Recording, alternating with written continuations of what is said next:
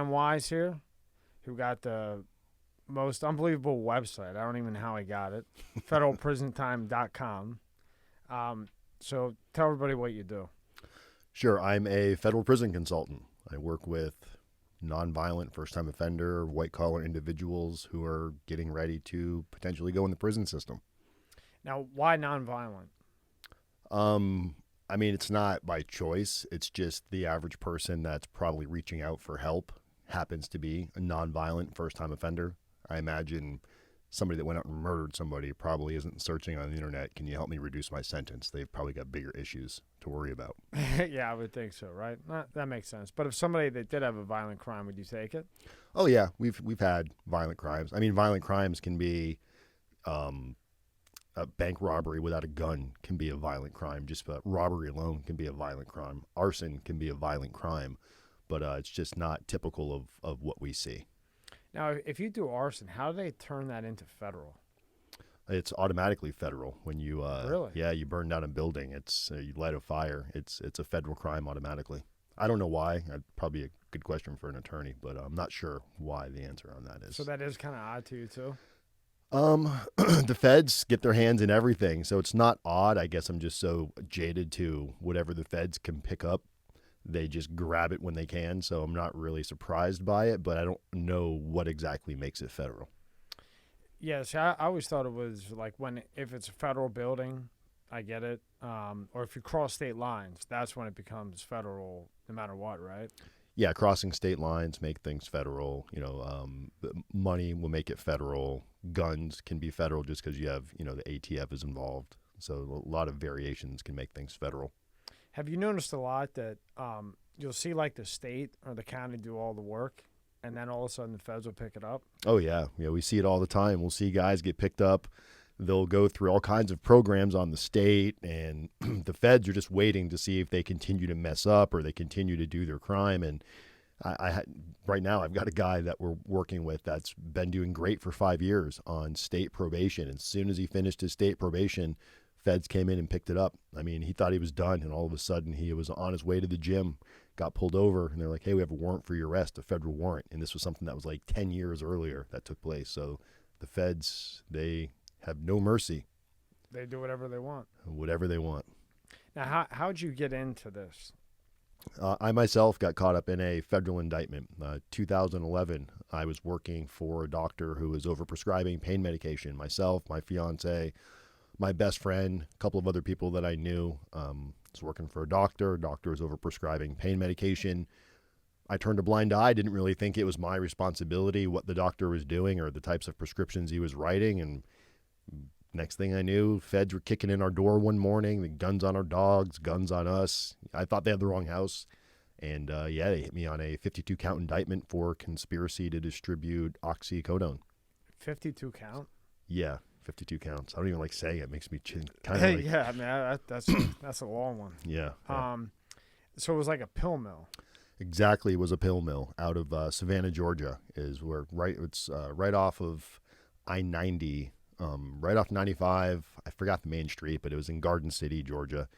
And yeah, it was we weren't open very long. We opened, I think, maybe 3 months before the feds came in and kind of just karate kicked the shit out of it and opened up every angle they could. And it was apparently they'd been investigating it the entire time. They thought they had more than they had.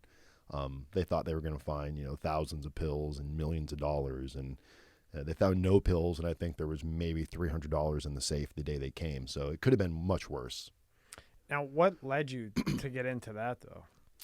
I was actually living in South Florida. A buddy of mine had an office in Boca Raton selling, I think they were doing magazine subscriptions or something, a call center. I had a separate call center at the time doing student loan consolidation, credit restoration, and I was renting space from him.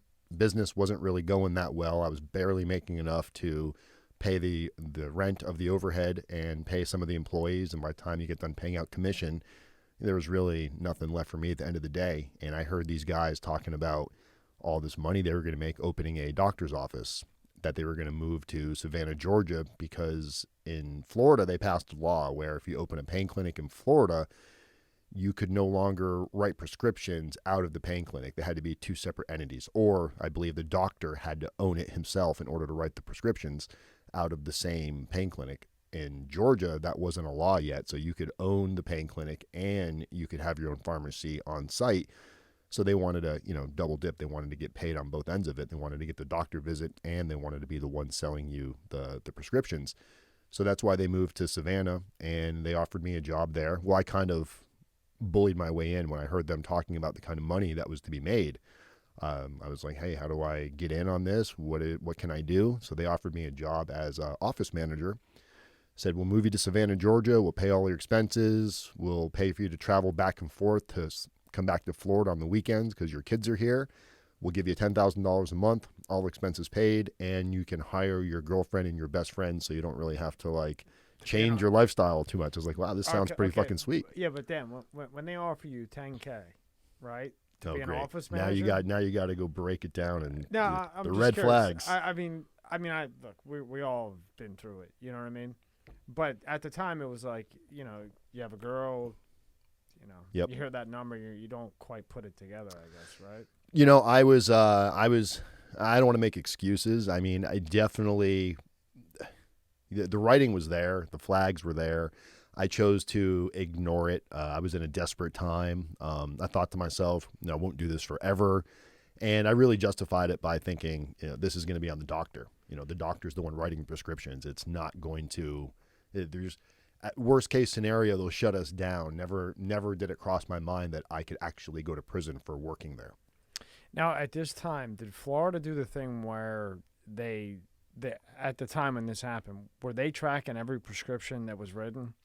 They were putting it into place, but the problem is Florida was. But if you were going from Florida to another state, there wasn't crossing from state to state. I forgot what that system was called. There was a name for the system. Yeah, it's like the driver's license. Yes. Right. So before, if it was suspended, say in Florida, you could go to another state and it wasn't. And then they went nationwide to their nationwide system where they can check. I still think Georgia doesn't do that. They may not. At that point, they weren't doing it yet for sure. So, patients were going from state to state doctor shopping. And, that was one of the things that we actually tried to avoid. Excuse me. That was one of the things we tried to avoid. We tried to avoid doctor shopping. So when a patient would come in, one of the job duties that was bestowed on me, which I had no experience working in a doctor's office. This was brand new. Because you were doing magazines. No, I was doing credit restoration. The guys the call center. Yeah, the call center. I was renting office space from the magazine guys. But that's right. But I had no experience, and when patients would come in, they would say, "Okay, every patient's going to come in, and they're gonna sign a patient consent release form where you get their MRI, and you see the MRI came from Florida Imaging MRI Center." So I'd call down to wherever their MRI was issued from. I would make sure that that MRI was actually the date, that it wasn't photoshopped, that it was really in their name, and I would say, "Hey, did this patient request their MRI to go into any other pain clinics within the last 30 days to make sure they," and of course, so many times you'd find out, oh shit, this just went to A, B, and C, and we would discharge them. We would keep their money as for their visit, and then we would discharge them. We wouldn't let them see the doctor. And you got people driving from Kentucky and Ohio that come all the way down there just to get turned around because, they got caught doctor shopping. So I thought, hey, we're doing enough to stay out of the radar of whoever might be looking at this, but I was definitely wrong. Did they actually give you what they said they were going to give you? No, I don't want to say it was intentional. I think they intended to, but we also intended to be able to fill prescriptions a lot faster. We never actually filled prescriptions. We never got to that point, thank God, or it would have been a much worse penalty. But no, the most I ever made there in a week was, I think the last 3 weeks I was making $1,000 a week. Prior to that, I was making $650. $650? Yeah. So you're going down there thinking $10K a month, right? You can bring your girl down. Right. Did they actually pay to move you down there, though? They did. They rented a house where it wasn't like my house. It was this whole thing was just like something out of a fucking movie, bro. Yeah. Everybody kind of crashed at the same house.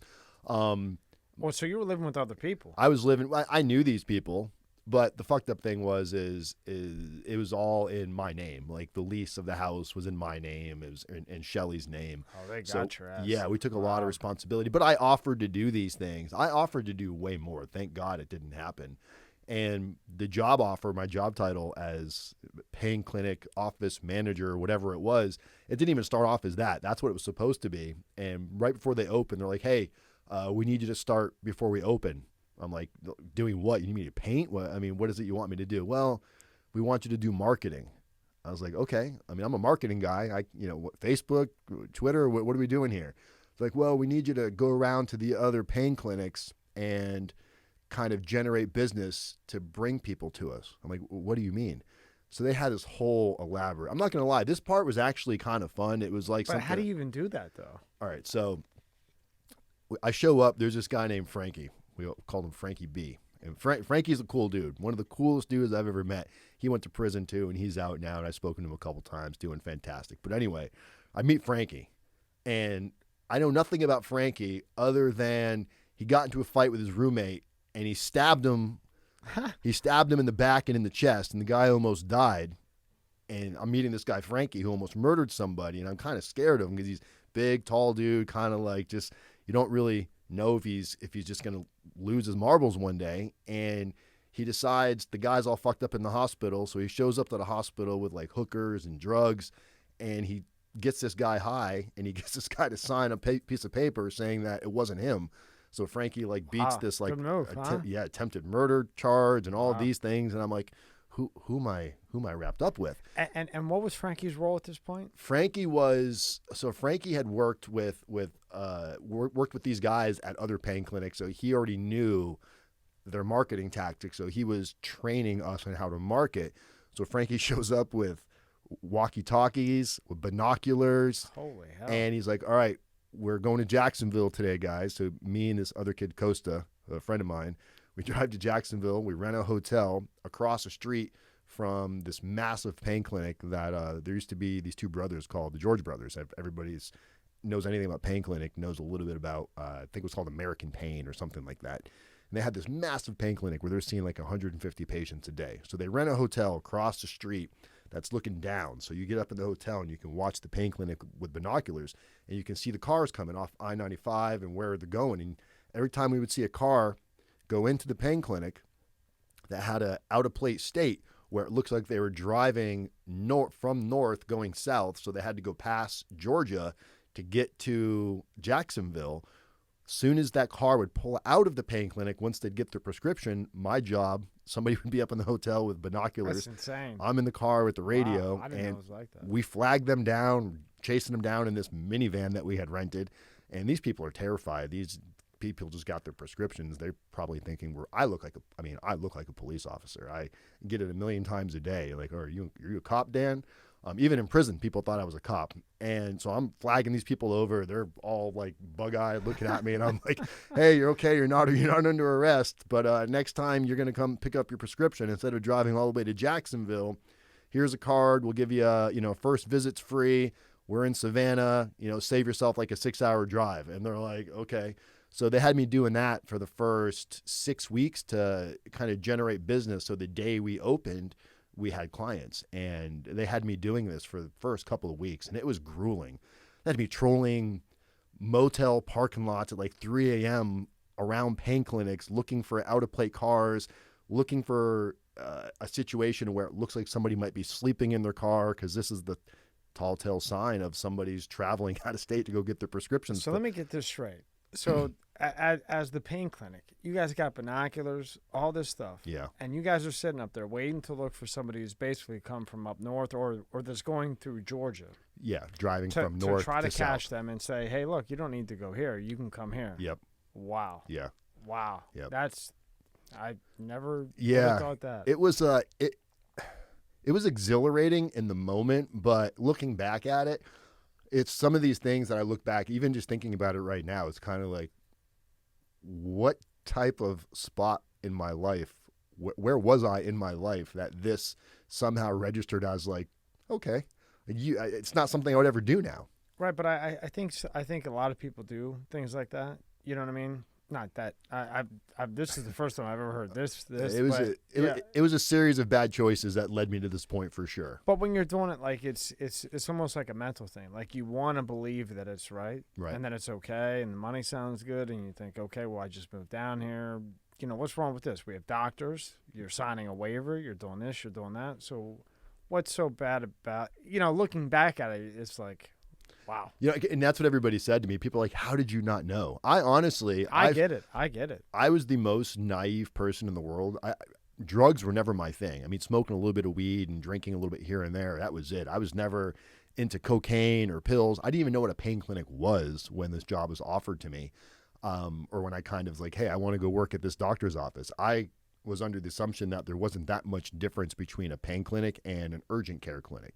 I didn't really know this massive difference until I actually was working there, and I would see the people that were coming in. They were driving from Kentucky and Ohio, and like 44 people get out of like a Honda Civic, and little kids with no shoes on because the people have to take their kids with them. And it's like, when you look back at it, it was a filthy choice I made, contributing to these drugs. Even though I wasn't the one writing the prescription, I'm contributing to drugs going back out on the street. That's fucking up lives, destroying parents. Kids are probably, getting these pills and selling them to other kids, and who knows how many lives I destroyed by selfish behavior. But if it wasn't you, it would have been somebody else anyway. So you did your time. You went to jail. You paid for it. But then you turned it into something good. Because if that wouldn't have happened, it wouldn't have led you to what you're doing now. Oh, no. I've definitely, the silver lining is there. The turning lemons into lemonade type of I've continued to repent. I'll forever feel bad for what I did. But I think I've helped way more people because of the mistake that I made doing that. So I don't have any regrets. I can't undo what I did. I can't sit here and, I fucked up and I'm going to cry the rest of my life about it. It's like, hey, I fucked up. I got to move on from it. Yeah. Now, what do you think about these compound pharmacies now? It depends on I don't even want to use the word intentions, because I think a lot of people have good intentions. But if you've got a compound pharmacy and you're in South Florida, you're probably on a radar. If you're in Boca Raton or Delray Beach or Pompano or Miami and you've got a compound pharmacy, I think you're probably on a radar. So I would say be extremely careful what you're doing, who you're working with.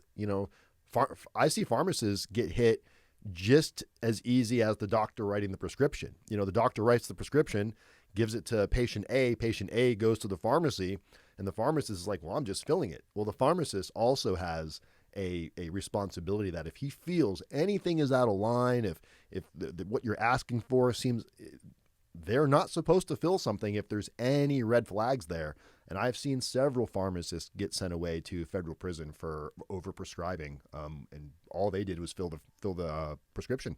And what brought about this compound pharmacy thing? This is all new to me. I don't know. I don't know if I understand the question.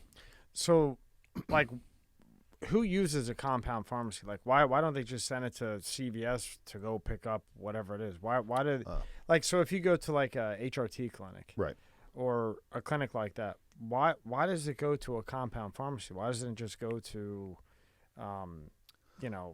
Walgreens? I would imagine Walgreens probably won't fill a lot of these types of prescriptions. It's probably an ethical thing for them. I don't think you're going to see a lot of, unless your doctor's writing you a small prescription of testosterone because you're 45 years old and you're getting 1 cc a month. I don't think the average pharmacist is going to write anything that it seems out of the blue. I think compound pharmacies will open up and they'll compound whatever you want. For the right price, they'll just turn a blind eye, not even thinking about the consequences. I don't even think they understand the consequences. I know a guy that he had a compound pharmacy, and he was selling all that cream, the test cream. Pain cream, yeah. And he was, and it was like 1% of what was supposed to be in it. He ended up getting like 15 years for that. Is that FDA regulated? Even if it is, so the one of the really messed up things that I see with the feds is, especially when you talk about like the K2 and Spice and Mr. Nice Guy and the synthetic. Shit. But the thing is people were able to sell this because the FDA or whatever would say, you can't sell this string of compounds together. You can't do it. So they would change the code or whatever so they could sell it, and they're selling it. And then the feds will come in and say, well, now you also can't sell it this way either. They'll change whatever the code is. But you could have been selling it for a year and they changed the law today. Well, now they're going to come back to what you did last year. Even though last year it wasn't against the law, they'll go back and get you for something that was legal at the time of doing it. And it's the same thing with these compound pharmacies. This is why I tell people in Florida, I see a lot of these guys that are in their late 20s, early 30s they're getting into these call centers, or they're going to, they're going to go start these compound pharmacies, and they're going to get into the HRT business in the referral side of things, or the halfway houses and referring people. And I try to tell them, I'm like, look, it's a one-way ticket. You might have a nice ride for a minute, but this lifestyle encourages spending. It encourages being flashy. You're in South Florida, where capital of the United States for when it comes to recovery. Days are sunny, people are shady. I mean, it's this, you're under a microscope to do anything in South Florida. This is why from like Boynton Beach to Boca Raton, all the way down Federal Highway, its nickname is Maggot Mile.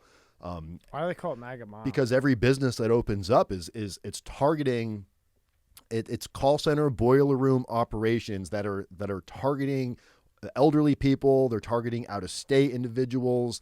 They're targeting all these families that want to get they want recovery for their children who are addicted to opiates. They come down here thinking, oh, my son's going to go to Palm Beach, sunny Florida, and they're going to get all this treatment. It's the treatment guy, the one that's like, he's the one that's slipping you the pills because he wants to keep you coming in the door, wants to keep billing your insurance.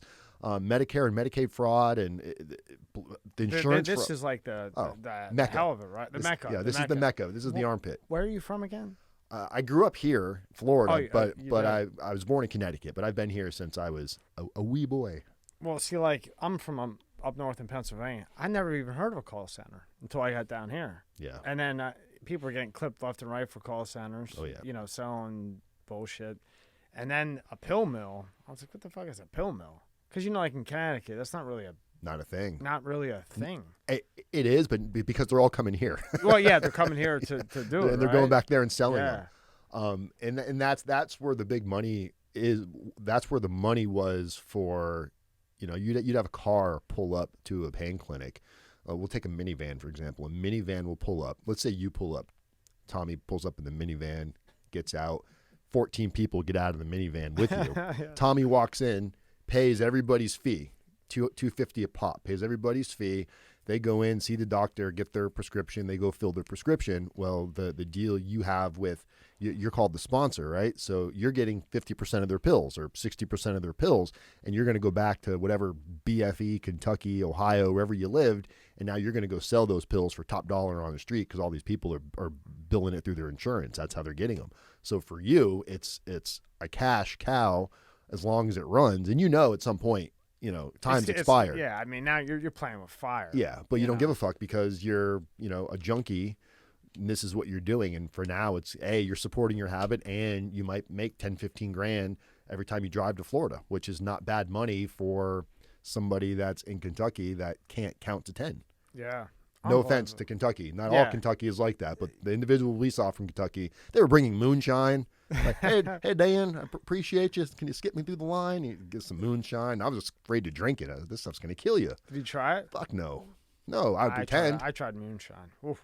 I mean, I would, but I'm not trying it from this guy from Kentucky who can't spell. I don't know what's in that. Or can't count to 10, right? Exactly. So now they come and they hit you with the 52-count indictment. Now, what you said, you were only there 3 months before that happened? Yeah. Wow, that was a quick in and out, huh? Oh yeah, there was more. It was such a nightmare of just anybody that's going through something like this, like right now, for our channel, the whole reason why we have the YouTube channel Rdapdan is people that are going through it, they think it's only happening to them, like, because it feels like something that's not real. It's like, how can this really be happening? When they came, I remember the morning, they came, they shut us down. they kind of arrested us and then released us, and nothing happened for the longest time. And from 2011 until the very end of 2014 or the end of 2013, it was fucking silent. Like, nobody was taking plea deals. Nobody was going to trial. It was just, in my mind, I'm like, oh, maybe they forgot about me. I'm just praying. And when that away. happens, right? Like with with federal prison, I'm like a retard. I'm like 2-second Tommy right now. Federalprisontime.com. Right. When these people come to you with federalprisontime.com, why does it take them forever? Are they just waiting for you to fuck up more? Who, the feds? Yeah. Or they got you and they just still get to it. They've got so many cases, the feds, because it's the beautiful thing about, I mean, it's not beautiful, it's really shitty, but for the feds, they get to pick whatever cases they want. They're like, I'll take this one. I don't want this one. So they have so many to choose from.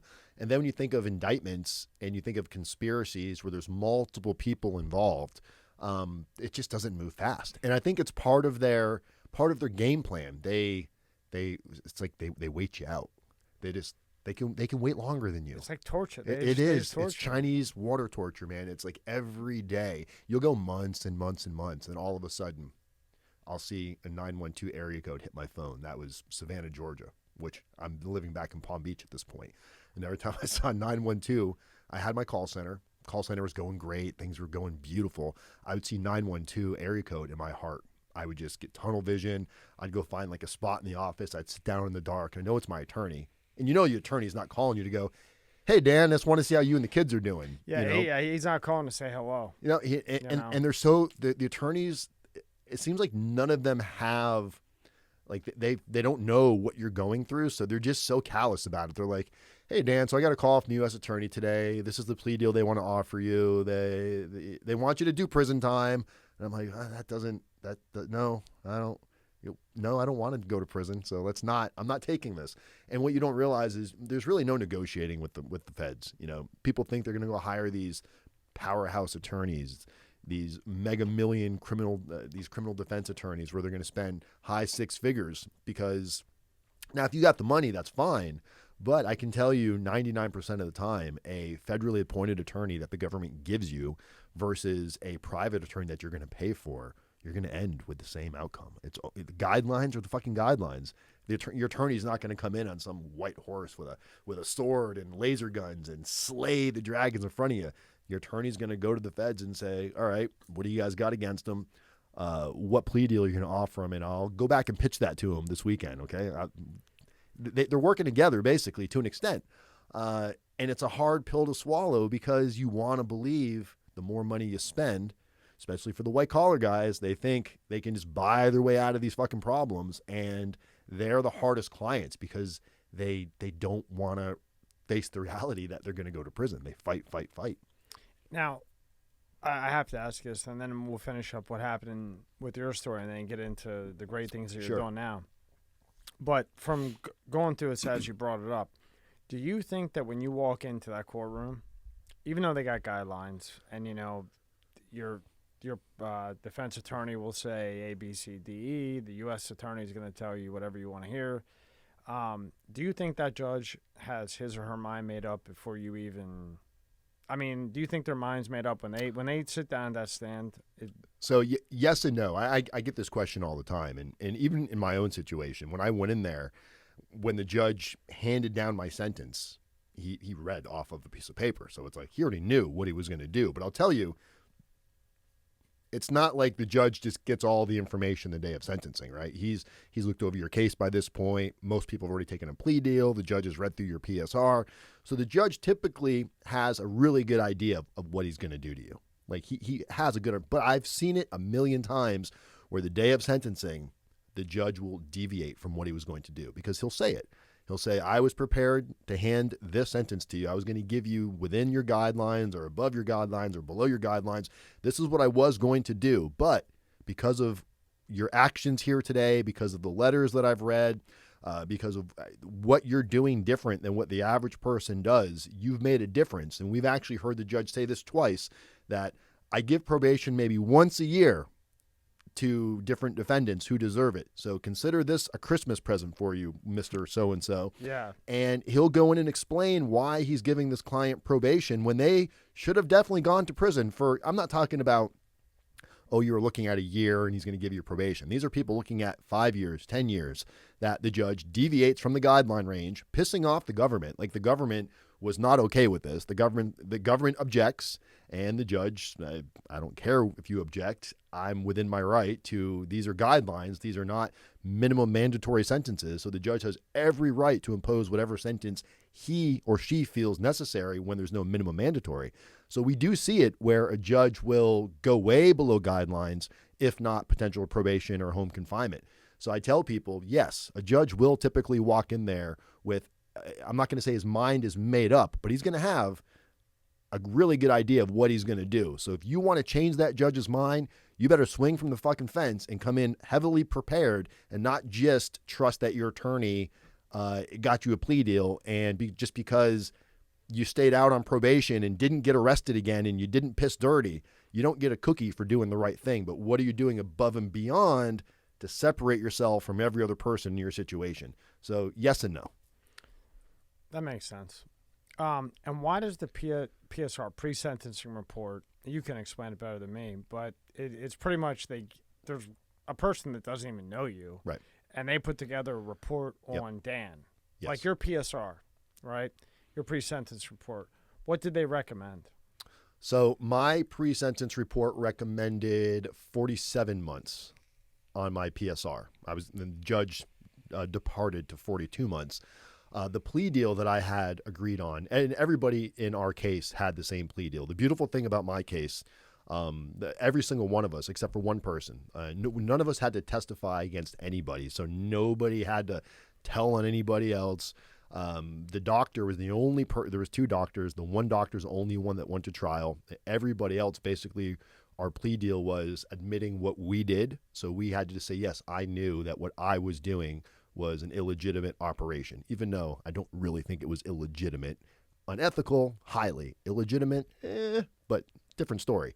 So after I pled guilty, after anybody pleads guilty or they're found guilty, then you sit down with a U.S. probation officer. It's different than the U.S. probation officer that's monitoring your movement and, when you can travel, different than that. It's an arm of the court who does a independent report. It's called a pre-sentence investigation. So this part of the operation is called a PSI, pre-sentence investigation, where they go into your background, mental health, your credit, your finances, your substance abuse. They dig through everything. Most people walk into this pre-sentence interview just like they're, walking into a job interview that they have no idea what they're going for. They show up, the attorney doesn't really prep them. You answer 30 minutes of yes and no questions, and then this probation officer is supposed to detail your entire life off of some 30-minute yes and no questions. How good of a report can you really have? I mean, how is this really helping? So most probationary reports, the recommendations are usually right within the guideline range. It's definitely in the favor of the court 99% of the time. So it's part of the work that we do with our clients is making sure they don't fall. So she recommended, did you have a guy or a girl in yours? My probation officer? Or your PSR the probation, the PSR probation officer. Fuck. It's such a vague remembering. I'm going to say it was a guy. Okay. And what did he say? 42 months. 47 is what he recommended. And then what did the judge give you? 42. Yeah. You did pretty good. The judge told me, Mr. Wise, this is the most heinous crime I've ever seen. What? I'm thinking to myself, I Googled you, and I know you've sentenced people to death before. What in the hell? Yeah. And then Where is he getting that fucking idea I don't from? know. And then he deviated. I knew I was getting hit.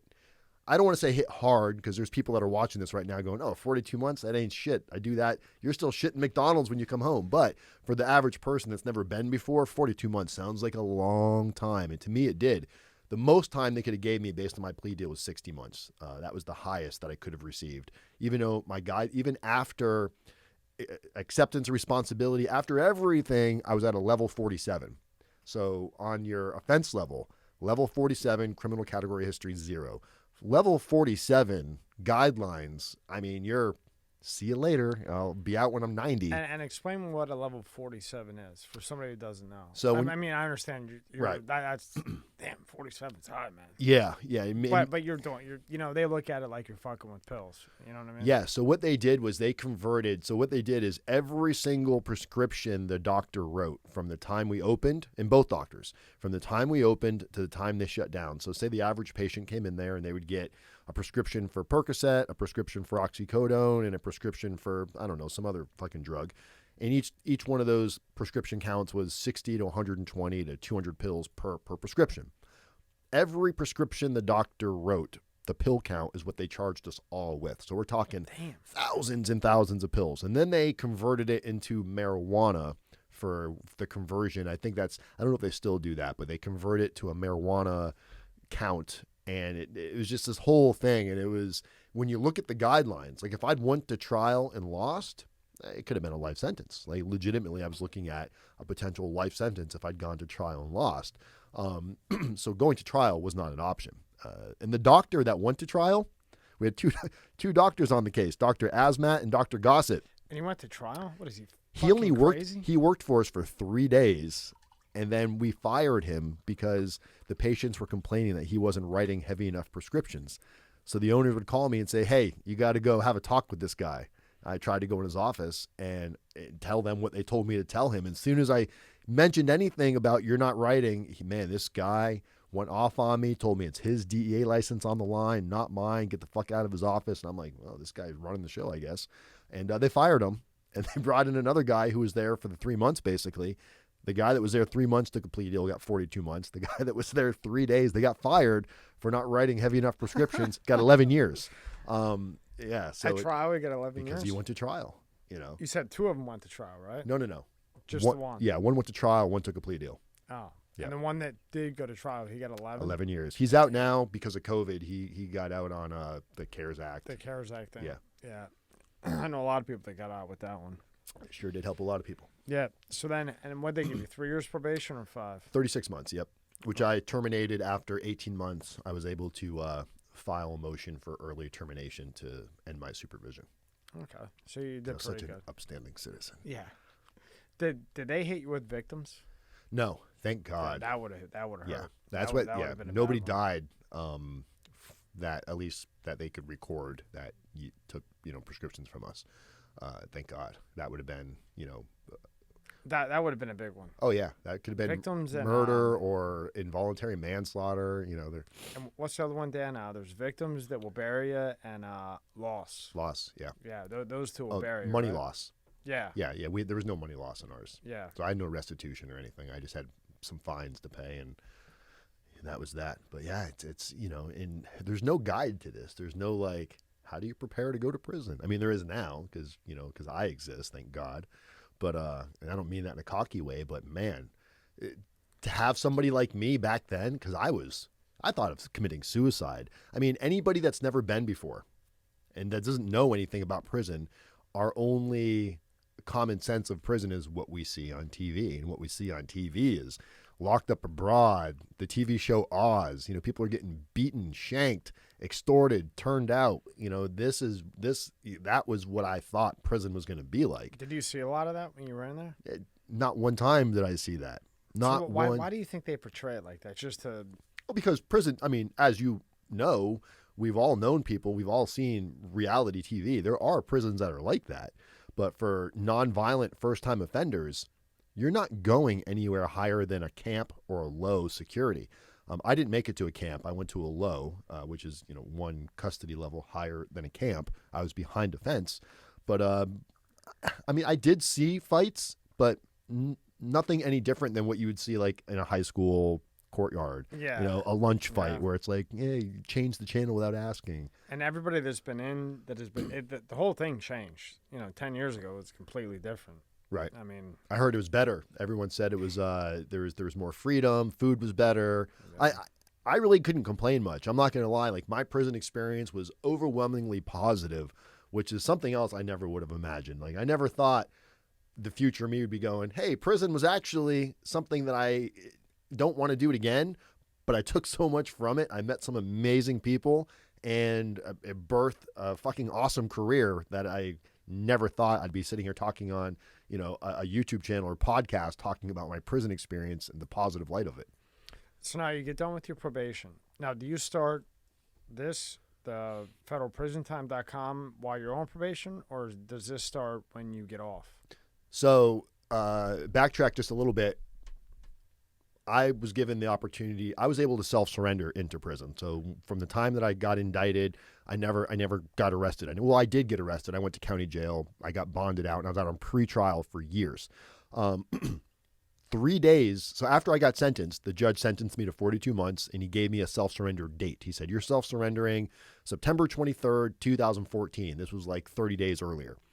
So 3 days before I turned myself into prison, I made my very first YouTube video. And I just titled it, I'm going to federal prison, and I don't know what to expect. It's a video, and the viewers, you can watch it if you just look up. You stop it up now? Yeah, go ahead. Yeah, it's up. It's my very first video. You don't have to pull it up now, but you can do it. Yeah, post we'll editing. get to it. Yeah. So my very first video is titled, I'm going to federal prison. I had this big burly beard. I was way overweight. My arm was all fucked up from blowing my tendon. I was about 240 pounds. I grew up this beard. I'm thinking if I'm fat and overweight, no one's going to want to rape me in prison. So I make this video. Thinking to myself, I'm so tired of talking to my friends and family about this, because every time I tell somebody, they're just like, oh, you're going to be fine. You're going to be fine. And I didn't want sympathy. I wasn't looking for somebody to feel sorry for me. I just wanted to fucking vent, and I didn't want you to say anything back. I'm like, just shut up and let me just get the shit off my chest. So I made this video on YouTube and threw it up there. Never thought anything about it. Went to prison, did my time, came home. I'm sitting in the halfway house in Spokane, Washington, because I did my halfway house in Washington, which we can talk about that in a minute. So I'm in Washington on this barely working computer that you're supposed to search for a job that doesn't even have, everything is blacklisted on this fucking thing. It's like, find a job, how? So I check my email, and I see YouTube comment. I'm like, what are these YouTube comments? So I'm reading these comments, and they're all from that video that I posted. People are like, hey, are you out yet? What was it like? I'm getting ready to go through something similar, because I kind of told my story in that first video of why I was going. It was a much different version. It was a woe is me. I'm the victim. I didn't do anything wrong. Anyway, I thought it would be fun to make response videos. So while I'm living in the halfway house, my friend Casey, the guy I actually want you to has the food business, he gets me a job. I'm living in Washington State. He lives in Boca Raton. He's got this, it's called Fit Food Fresh. He's got this business. He's like, hey, I'll get you a job working for me from Washington. I'll get you a little satellite office in Washington. You'll work East Coast hours. So I was working from like 7 in the morning to 3 in the afternoon. And he goes, but we'll keep you on the books until like 9 o'clock at night so you can stay in the office after hours. So after hours, I'm making these response videos while I'm in the halfway house. And all of a sudden it starts getting traction, and I start to get scared. I'm like, oh my God, they're going to find out I got these videos. So I make the conscious decision to go to the halfway house and say, hey, I've got a YouTube channel. You told him that? Oh, I had to, because I wasn't doing anything wrong. I wasn't. And she said, well, let me look at it. So she looks at it, says, don't make any more videos. Let me take a look at it. She calls me off. She goes, look, I have no problem with you doing this as long as you, A, don't discuss anything that takes place in the halfway house. Don't do any videos from the halfway house, and don't talk about anybody's personal business in the halfway house, staff or residents alike. I'm like, fucking awesome. So they continued to let me do it. And then I was in the halfway house for 11 fucking months, which was like insane torture. And then I hit probation, and my probation officer's like, well, you have wait, you're doing what? A YouTube channel? You're talking about prison? He's like, whoa. Don't do anything else until I take a look at this. So my probation officer, this guy named Chris Heinen, he takes a look at my channel. He comes back to me and he's like, this is the best thing I've ever seen. I want you to start, keep doing this. This is helping people. He's like, really? Oh yeah. He was like high-fiving me for it. Wow. I actually keep in contact with him today. He was an awesome probation officer. You still talk to him today? Oh yeah. Wow. Yeah. I've got pictures with him. I've gone speeches, and he's gone, and he's been very supportive. Not everybody has these types of lucky, luxuries, but we were talking to somebody. I was here a couple weeks ago, just bullshitting with you, and we were talking to somebody that was on probation, saying, they were telling their probation officer they're going places, but they weren't quite telling them what they were doing. And I'm like, look, man, if your probation officer finds out you're doing something, even if it's not that big of a deal, but they feel like you misstepped or you misled, they're going to be a lot more butthurt about it than if you tell them. They'd rather hear it from you. Yeah, nobody wants to be told, no, you can't do something. But that's why my whole thing is, man, if you're doing something that can get you in trouble, because this is the kind of stuff that could send somebody back if you don't ask for permission. So I'm an advocate of ask. And correct me, you never know who you're dealing with. On the probation. So, Correct. Maybe they act nice, but you don't know what kind of mood they're in or what day that they had. And if you fuck up and you don't, once you're not honest with them, now you're done. You're done. Now you're going to have a long 3 years because now they're going to put the honest guys over here and not fuck with them. But just one little thing, now they're all over you like ants. Yep. And then they're just waiting for you to fuck up so they can really get you. You know what I mean? Yeah, it's not worth it. And the looking over your shoulder, like the anxiety of what if they see it? What if, because my channel, I mean, for me, I have 8,000 subscribers. And I know there's YouTubers out there that are like, oh, 8,000 subscribers. I got that in my first week. I have a very interesting channel. You're not watching my channel to learn how to make prison burritos and, how to make shanks and prison tattoo guns. You're watching my channel for education because you're getting ready to go to prison. We're not talking about like the crazy prison stories. There's some other YouTubers out there that got, some big channels. And people always try to go, oh, you should do stuff like that. It's more entertaining. It's like Gary's dying laughing back there. It's because that's the kind of shit people want to see. I do have some videos where I've made like some prison pizzas and some prison nachos and prison fried rice. But don't get Gary on pizza. Fuck, you'll never hear the end of it. No, that's my weakness too, Gary. Don't worry. I would have brought one. You didn't say anything. He's got a what's the thing you got? It's a 1,000-degree pizza oven. Yeah. You've got a 1,000-degree pizza oven? Yeah. Like at your house? Yeah. I guess we're going to Wall Street Gary. We're going to Wall Street Gary's after this, guys. What do you think? I bought a restaurant for you? Yes. Yes. I did. I'm Rdapdan, damn it. No, he gets the. Do you get the water shipped in or the dough shipped in? Dough. I mean the flour. You have an actual pizza restaurant? No, he does it himself. He's full time. They sell them. This is so weird to me right now. Yeah. This is like the weirdest conversation I expected to have today. Yeah, I mean, even though it's off topic, who gives a fuck? I love off topic. Yeah, with a minivan, okay? We're going to Gary's. Yeah, All no, right. no, but I'm telling you, it's good, and it's like they make it in Italy. Well, actually, in Italy, what they do is they put the bread first, then they put the cheese, and then there's all different types of gravy or sauce that you can put on top of it. So the way it is here, it's bread, cheese, or bread sauce. You can call it gravy. It's okay. Yeah, gravy. Well, marinara sauce in some ways. Spaghetti sauce? Same thing? Yeah, No? yeah. No, it's not the same thing at all. Ketchup, right? What are we talking about here? Yeah. So, but in Italy, it's fucked up. It's bread, cheese, and then sauce. And then when you go into a pizza shop, the pizza comes out by hand. So it's just bread. Then they put the cheese on. How much do you want? Do you want American provolone? Oddly, I don't like provolone, but I never had provolone on a pizza. I don't think. But they have all the options, so they kind of like custom make it. But the sauce is on the top, not underneath the cheese. Interesting. It's odd. Is That's in Sicily. Is that how you make it, Gary? No, No? I Okay. sauced the crust. So you've Americanized it. I think so. I don't know. I want to try. All right. No, it's good though. Good stuff. When you bite into it, you can tell. It's making me hungry. Oh fuck, it's No, good. You didn't tell me. Oh. I told you. You Tell said me you were I bringing brought a pie. You didn't bring a pie. You didn't tell me you wanted one. You're right. You're This right. thing's on autopilot, Gary. Just go grab some. We'll be here. No, but he can make a good pizza. though. Amazing. Yeah. Kind of funny though. Had the difference. Yeah. From there to here. All right, so you go through all this shit. Now you have a cool probation officer. He lets you do what you're doing with the YouTube. You get away with it in the halfway house, but I think you probably did because you were honest about it, Yeah. right? 100%. Then you do that. Now you see that everybody's watching, because people that have never been there, of course they want to know what's going to happen. Right. Now it starts to blow up. And somebody says they got 8,000 subscribers in 2 weeks. I'd like to see it do that now. You might have done that 10 years ago or 3 years ago or 4 years ago. Listen, you ain't getting no 8,000 subscribers in 2 weeks. I don't give a fuck. Who's the guy that Matt likes? With the sunglasses on in the shower? Oh, Casey Neistat. but we're talking about a human prodigy. This is not like you're Right. And this guy's been going since like 1990 something. That's the thing. And if you're getting 8,000 which you can't. There's no way you can get away with it now. Right. But before you could cheat and get away with it. But Right. Google became bigger because Google owns YouTube. You're not getting that in 2 weeks. I don't give a fuck who you are. Right. Well, unless you're like. Your channel's growing pretty fast. Thank you. know. I appreciate it.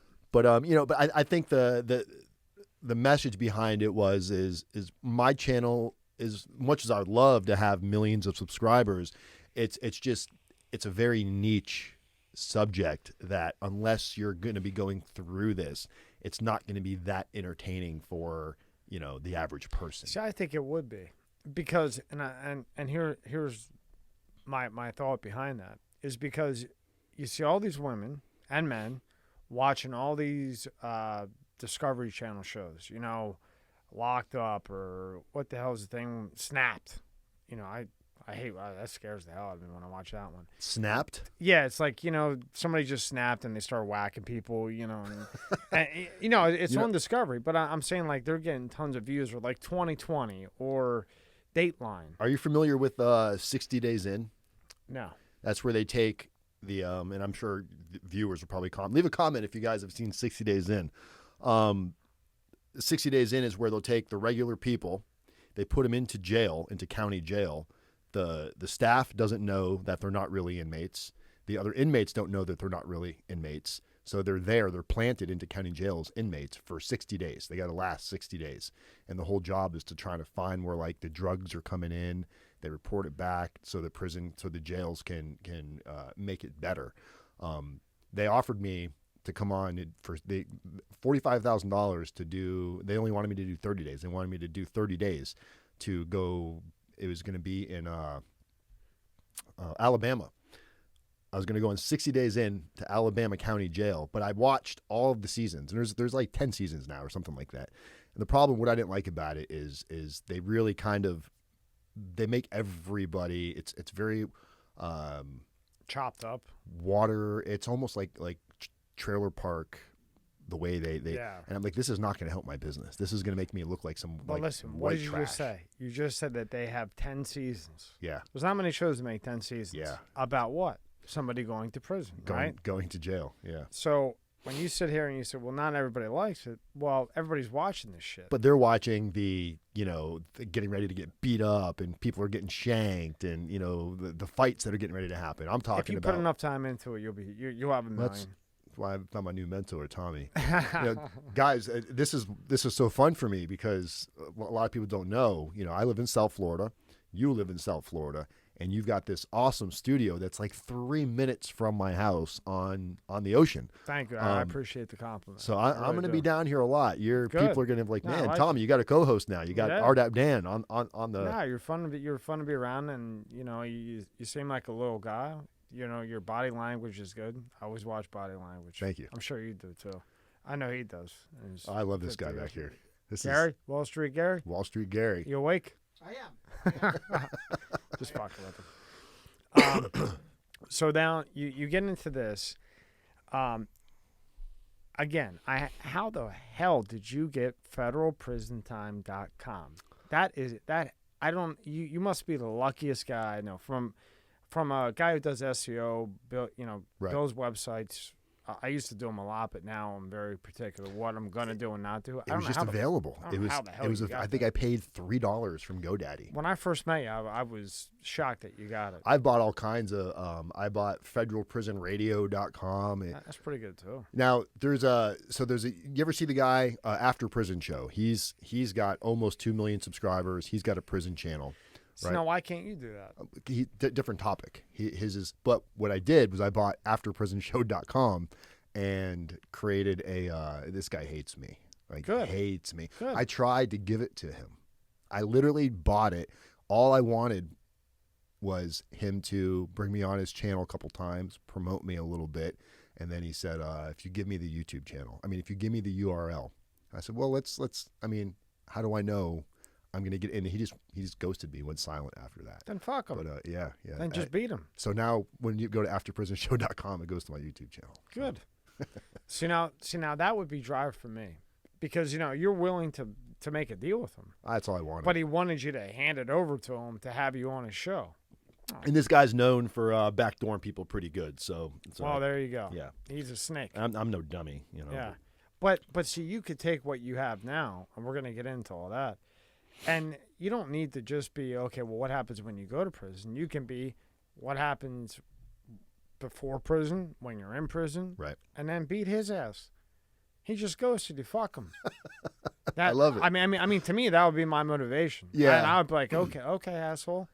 I'm having a lot of fun with the channel right now, and I'm starting to get more and more into the interview aspect of things, and especially after seeing like your setup and how fast you put the pedal to the metal on this. And people are looking at this going, looking at your setup thinking you must have spent, I mean, you put a little bit of money into this, but it's not an absurd amount of money. I think anybody that's going to make an investment could afford what you put into doing your setup. You just took the time to scale it the right way. Hours and hours. You did your homework. You looked at the equipment, You can Google me, and yes, I have 50 million businesses throughout my life. This has probably been the most work I've ever put into anything. I mean, this is hours and hours and hours of shit. I mean, thank God I got that system now. But before that, I mean, even with it, it's still tough. Yeah, you guys don't know. He's got 1, 2, 3, 4. He's got 4 cameras going, microphones. He's got sound equipment over here. One day you should do a video on like your setup. That would be pretty neat. And I'll come in and help you one day when you want to do that. But it's a small space, and you have just, this thing is, it blows my mind. Like this to me is what everybody aspires to want to have, because this is it. This is what people see, and you've done it. It's like Joe Rogan 2.0 over here. As I've told you when I first met, I copied off of him. Yeah. I mean, because I like how he does it, because what got me into him. Because I was watching Dan Pena. You ever watch him? Yeah. Funny as hell. Yeah. Me and him love him. And, other things. And then I slowly started to get into Rogan. And I really just liked how it's not like, I got a little something here. And eventually I won't have notes anymore. But I've only been doing it 2.5 months. Right. I hate notes. I hate them. But fuck. I'm doing 100 things at one time. You know what I mean? I'm multitasking all day, every day. So I got a little bit of notes, but eventually I won't. And I just like how you just come in and hang out, and a lot of times people will come in and there's fucking 9 lights in here and everything else and cameras everywhere and monitors. But then once you don't care because, you have your own channel, but somebody that doesn't, at first they're like, oh, but then after 10 minutes, it's just like you're hanging out. Oh, you forget it's there. Yeah, you're just hanging out and talking and bullshitting, and Yeah. it doesn't have to just be about whatever you do. It's just you just hang out. And for me, it's like, because I like Howard Stern a lot too. Howard Stern and Rogan. Oh, he just signed another huge mega. Did he? What did he sign? He kept saying he was going to be done, but no, he just signed again with Sirius. Oh man, I just don't. I didn't even know that many people still listen to him.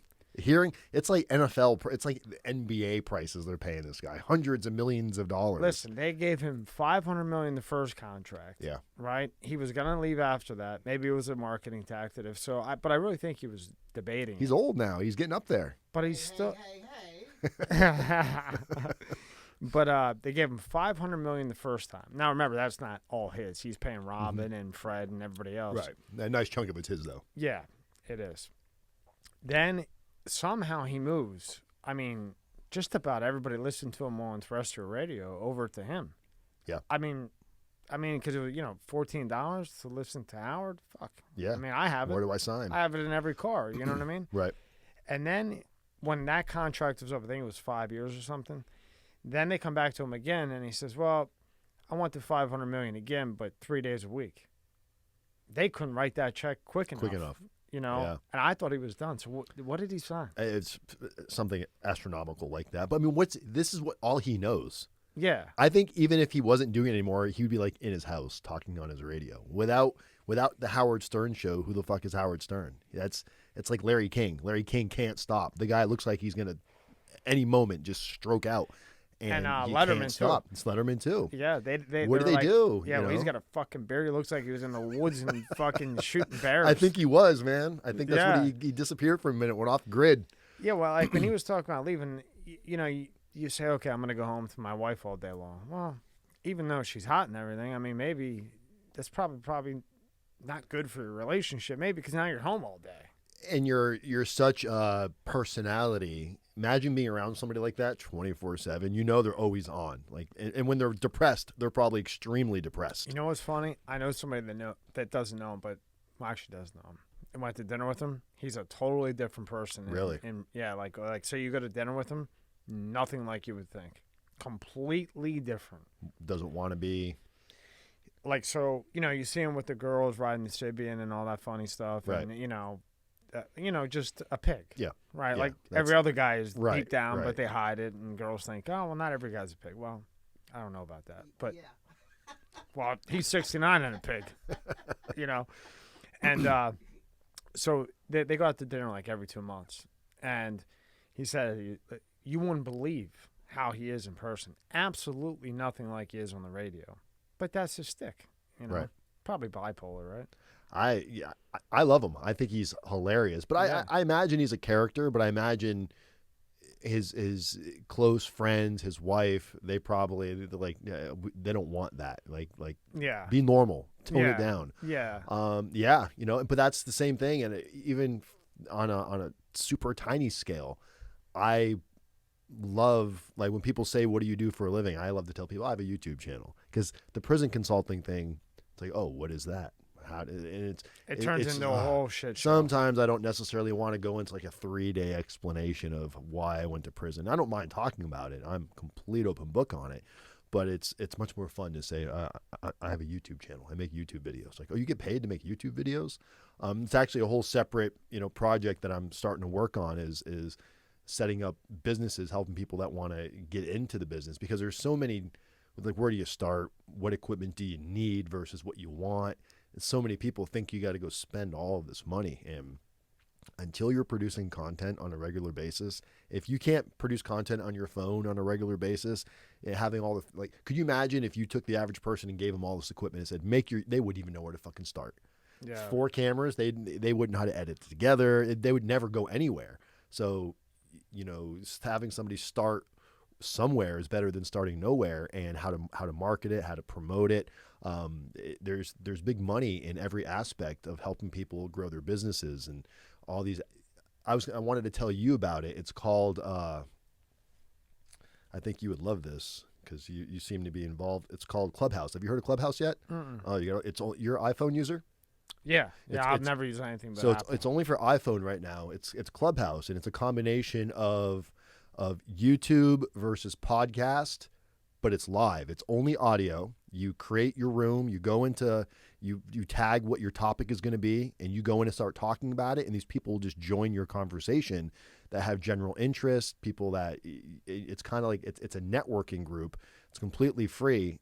A buddy of mine turned me on to it. I found it off of Twitter, and I tried it yesterday for the first time, and went in there, and all of a sudden, within 10 minutes, I'm talking to 8 different people that have some sort of a related industry business concept that they're doing around prison reform, and you start making these contacts through it. So it's for people who haven't looked at it yet. It's called Clubhouse. If you just type in Clubhouse app, it's pretty wild. And it comes up. Comes right up, man. It's only for iPhone right now, but there's just so many areas out there that people can use to promote their business for almost free. You don't have to have, thousands of dollars in the bank and tens of thousands of dollars to start a business where you did, 20 years ago. You've got free platforms. You got Instagram and YouTube. It's amazing. And now, Dan, I mean, this is what it's coming to. I mean, retail's dead. Yeah. Slowly dying. Yep. Unless something changes. I didn't. Did you go Christmas shopping, or did you press a button that gets delivered to your house this year? I pressed a button. Yeah. And I mean, you just kind of have to maneuver. And Right. I kind of saw it coming. Yeah. Not quite like this crazy shit, but I kind of saw it coming. And reverting back to like Stern and Rogan, I like when I would go on road trips, or like when you're going, it's cool to put it on your radio, and you want to listen to music, but sometimes it's cool just to like listen to somebody. You get sick of the music, or you hear something, right. and you're like, whatever. So you get done. So you had the YouTube prior to the website, right? Oh yeah. The YouTube channel was first. And the YouTube channel, like I said, was by accident. I was in the halfway house. I started making response videos about what what I had done. A lot of people were like, wait a minute, you were sentenced to 42 months and you only did 13 months. How did you serve such a short amount of time? People are on there going, oh, you must have snitched a bunch of people out. They cut your sentence. I'm like, no, RDAP, the Residential Drug Addiction Program. I smoked a lot of marijuana prior to, getting in trouble.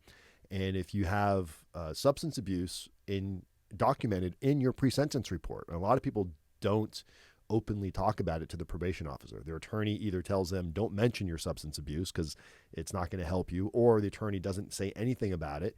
The defendant doesn't openly discuss it because they think somehow this is going to get me in more trouble, or it's embarrassing. I don't want to tell anybody. So they don't tell the probation officer about it. You get to prison. Now you find out about this program. You don't qualify for it because it's not in your PSR. So we prep people not to lie, not to say things that aren't true, but to make sure that, hey, if you were drinking, if you were using marijuana, if you were using prescription pills at any extent at all, make sure you explain this because this can knock time off of your sentence. So I started talking about this type of content on my videos, and what acceptance responsibility is, what the actual prison was really like, how I was able to do my time and how I lost all this weight. And then one day I get a call from a criminal defense attorney out of California, and he was kind of a dick. He's like, look, I don't know who you are. I don't know what you do. He goes, I personally think it's complete bullshit what you do, but my client is begging me to call you and wants to know if we can hire you to help him get ready. Because I don't know what you're going to be able to do that I'm not doing already. And I was like, look, I don't know either. I'm not doing this for money. He goes, well, what would you charge? I was like, honestly, let me talk to your client. Let's see if there's any synergy there. And whatever you guys feel, whatever your client feels like it's worth it, he can just give me a donation. I mean, I'm not doing this for money. So that's how it started. And I think it was like a $500 donation or something that the guy gave me. And then another prison consultant interviewed me, who's been doing it for a while, who's at this point was much larger. I wasn't even on the radar then. So this guy interviews me on his channel. He wants me to start working with him, but I'm reading between the lines, and really they wanted to control me. They wanted to shut me down. They wanted to not have me so present talking about these things so freely that they charge for. And I didn't like that. I was like, no, this information should be free for everybody. Not everybody is a rich white person that can afford the $15,000, $20,000 that you're going to charge them. So I started off, my fees were like $7.95 to $9.95. It was just me out of my house.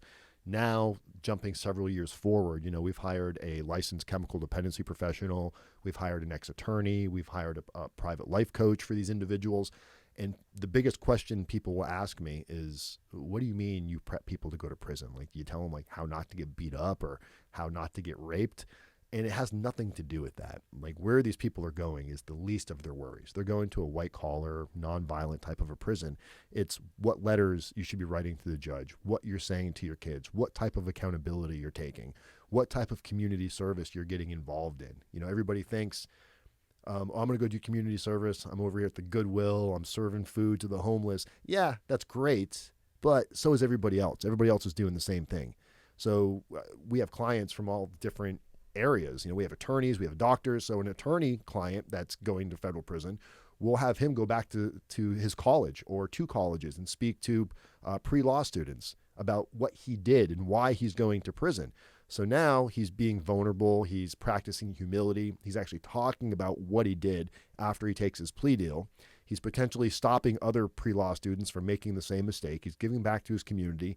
He's completely changing the type of person he was to who he's going to be. And this can have a lot of play with the judge. The judge can see all the different things that you're doing from the time that you start working with us to the time that you go into prison.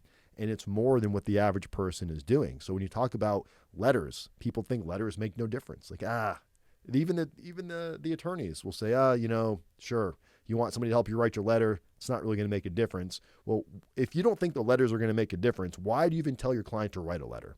It's because they ride they ride that caution. It's the same thing over and over and over again. So when you take a different approach and you do things differently, and you do things that everybody else is not doing, you create a different outcome. And it can scare the attorney because now the attorney is going into uncharted territories of something they're not used to. And I understand that. But when an attorney gives us the time of day to sit down and see what our game plan is, they see that it's not just some bullshit ex-con that found a way to milk people. We're helping people stop wanting to commit suicide. We're helping people stop fearing the unknown. We're helping them deal with the issues at hand, what they tell their kids. So we're seeing major changes with these individuals. And even if they don't get a shorter sentence, because not everybody does, every one of our clients that works with us will say, the benefits I got from you were so much more than just potentially shorting my sentence. I feel like I got my life back before I even started my prison sentence. So that's kind of why we do what we do. And I get chills every time I talk about it because it's fucking amazing. So basically, kind of like to simplify it. Simplify. I should have listened in grammar. That's all right. To make it simple. There we go. I don't know why I tried to say a big word. I can look at a chemical and I can tell you everything that happened, but I can't say simplify. Fuck it. Let's simplify this for us one time. Fucking mother. All right. I guess I should have listened to my English teacher. Or shouldn't have cheated. Bad move. To make it simple, so what you do is you calm, somebody who's going to prison, you calm down. You say, look, just relax. It's going to be okay. It's not what you think. It's not what you're watching on TV. So now you get them calm. Now they're receptive to what you have to offer them. Right. Then instead of saying, hey, go, like we were talking before, which I was very impressed with, and I understand why you're where you're at. Instead of picking up trash like everybody else does, and then you go to the judge, here's another guy that went and picked up trash. Well, there's only one reason why I picked up trash, right? Or what'd you do? You poured soup at the homeless thing? Okay, well, how many guys do you think, the judge has seen that has done that? Right. So you calm them down. You take your experience. You take what you've learned, and you try to make them an actual better person, not just to get a lower sentence, because you never know what you're running into. But you try to build something to present to the judge like a niche that is different from what he or she is used to seeing. And then you have a shot at a reduction or, like you said, home confinement or probation, rather than doing the same shit that they see every day, 5 times a day. Okay, you went to a therapist, he wrote you a letter. Right. Okay, you went on the side of the road and you picked up trash. Yep. Okay, you poured soup in a soup kitchen. Yep. Okay, what else did you do? Yep. Your wife wrote a letter about what a great dad you are. Yeah, and you help kittens out of the trees on the weekends. Right. You walk the dog. Your mom writes you a letter. The crazy thing is I get to be the face. I get to take all the credit for everything. But really, my team with like Jenny Good, oh, dude, this woman. So Jenny came to me. She stalked me. Who's Jenny Wood? So Jenny Good. Jenny Good is our life coach, content writer. She writes on our blogs. She's just an amazing woman who I've never actually met in person. She lives in Ohio. She's worked with me now for about 3 years, and she called me out of the blue one day. She's like, hey, I'm in college. Well, she was taking extra college courses. She's like in her 40s. She's like, I'm taking a master's degree in some kind of a criminal class she was taking, and I have to do a story, and I came across your YouTube channel, and I think what you're doing is really cool. I would love to help. And I'm like, yeah, okay, you're crazy. And I basically blew her off for like weeks.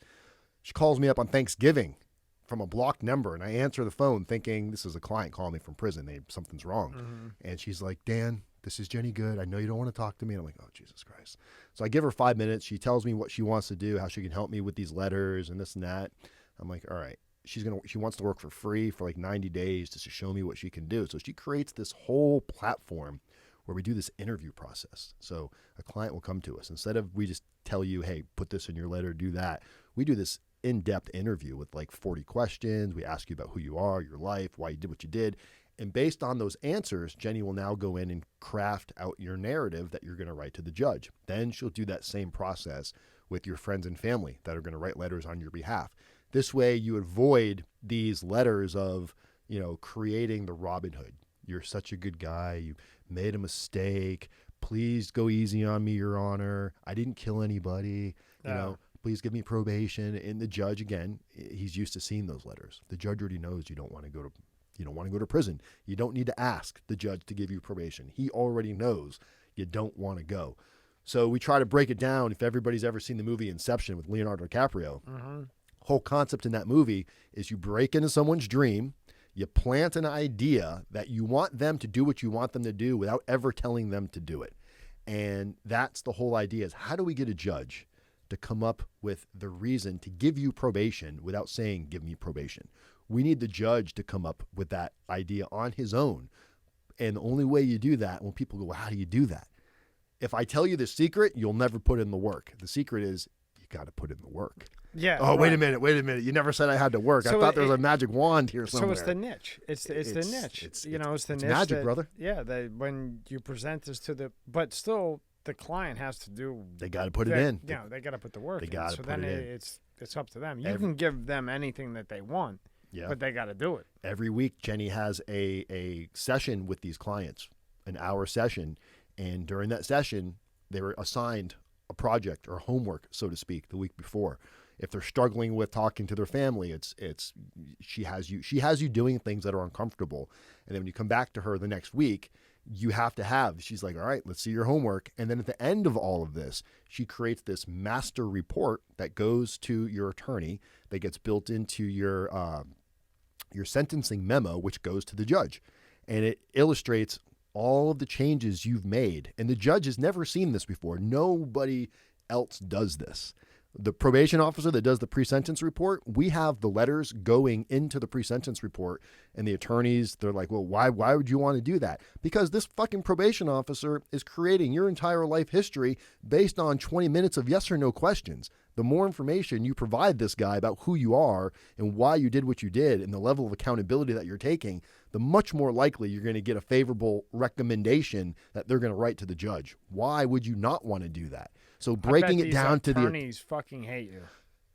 Some of them. Some of them love me. And I've turned some hate relationship into some fucking bromances with these guys where they were against everything we were doing, but the client hired us anyway. And then in the end, they see that it's working. Now these are the same guys that are referring us business now. And we went from doing, I think our first year, we did like $10,000 our first year. So, now we're doing, anywhere, this year was a little rough because of COVID, but last year, we did, $250,000, which is not bad for somebody coming home from prison in 2000, basically 16. And you're not even a lawyer. I'm not, you're Dan. I'm just Rdapdan. Yeah, Rdapdan. And how'd you get the name Rdapdan? Because I went through the RDAP program. And in the federal halfway house during New Year's, dudes, they're smuggling in the weed and they're passing around the vodka, and it comes to me, and I'm like, no, I'm good. They're like, come on, man, no one's coming in here. Why? They know where. I'm like, no, if I get in trouble doing that in the halfway house, I'll lose my year. And they're like, no one's gonna know. No one's gonna know. So I wouldn't do it. And someone goes, that's because he's Rdapdan. 20 minutes later, fucking lights came on. They came in. They breathalyzed. The U.S. Marshals came the next morning and hauled like 30 people out of there. Did they? Yes. And you know what? I almost took a sip out of pure pressure just to get these guys off my fucking back. I would have wanted to put a bullet in my head if I was sitting in county jail over a sip of some fucking shitty Walmart alcohol. Yeah. In a halfway house with a bunch of fucking sweaty guys. It's not like you're sitting. Not like you're having a good time. Right. I would have been extra paranoid about it. And that's what RDAP taught me, to be assertive. Now, do you think that weed is like a gateway drug? I think a gateway for the wrong person, sure. For me, no, because you're either an addict or you're not, in my opinion. Now, there's people that don't know they're an addict yet. Like, they've never done anything, and the minute they're like, oh, I love this, I'm gone.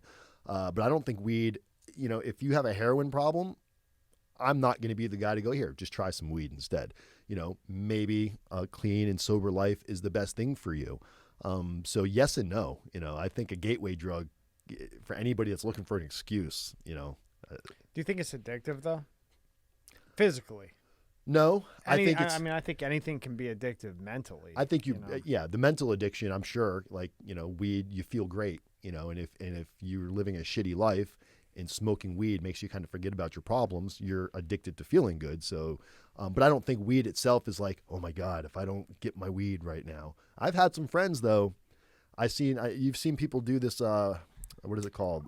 It Looks like they're Looks like they're smoking out of a crack pipe. Yeah, it's like that. It's like solid, right? It's solid. You're using a blowtorch. Yellow. Oh my god. Yeah. I think that's hash or something. But that to me, I don't know. If you got to use a blowtorch to smoke your marijuana, you might have a problem. Yeah. But yeah. But I don't think weed in itself is. I don't think it's addictive. I mean, that's why it's damn near legal. You know, it's federally, it's probably going to pass. It's looking like it's going to pass federally. But yeah, you know, smoke your weed, guys. Just stay safe. Being Rdapdan, right? You know, Portugal. Yeah, they legalized every drug. Everything went down. What, 70%? I think it should all. I think you should have. There should be punishments if, you know, you smoke crack and get in the car and kill somebody. There should be a punishment. But if you want to be an adult and go smoke crack in your house, I mean, I don't think it's anybody's business. If they decriminalized some of these things, and you could stop, you know, gang violence from the way they're doing it now. It's money though. It's money coming in and going out. Well, what Portugal did was, and I could be a little bit wrong about this, so, you know, don't take this 100%. But I know that they decriminalized everything, but there's like certain amounts. If you have too much, then, you know, you're in some shit. Right. But you can walk into the pharmacy and get marijuana. You can get heroin, cocaine, mushrooms, whatever you want. And, you know, there's two ways to look at that. Well, like right now, if you could go up to Walgreens right now and get heroin, would you go get it? Me personally, no, but I wouldn't judge the guy that did. Okay, but you wouldn't, right? So if you're going to do it, or maybe I would. I don't know. I've never tried heroin, but me neither. I've done marijuana and alcohol. That's it. Never messed with pills ever. But if you're going to do it, you're going to do it, right? Right. So now I agree with what they did. For the simple fact is that at least when you go and you get the heroin, because you're going to do it. So if somebody's going to do it, they're going to do it. If you make it legal, maybe a couple people, you know, maybe a small percentage try it and then they get hooked or whatever. But most of the people are going to be like, I'm not doing that. But at least it doesn't have fentanyl in it. And, no, I agree with you 100%. You know, it's not killing people. And what Portugal did then was, if you do get popped doing it, you don't go to jail.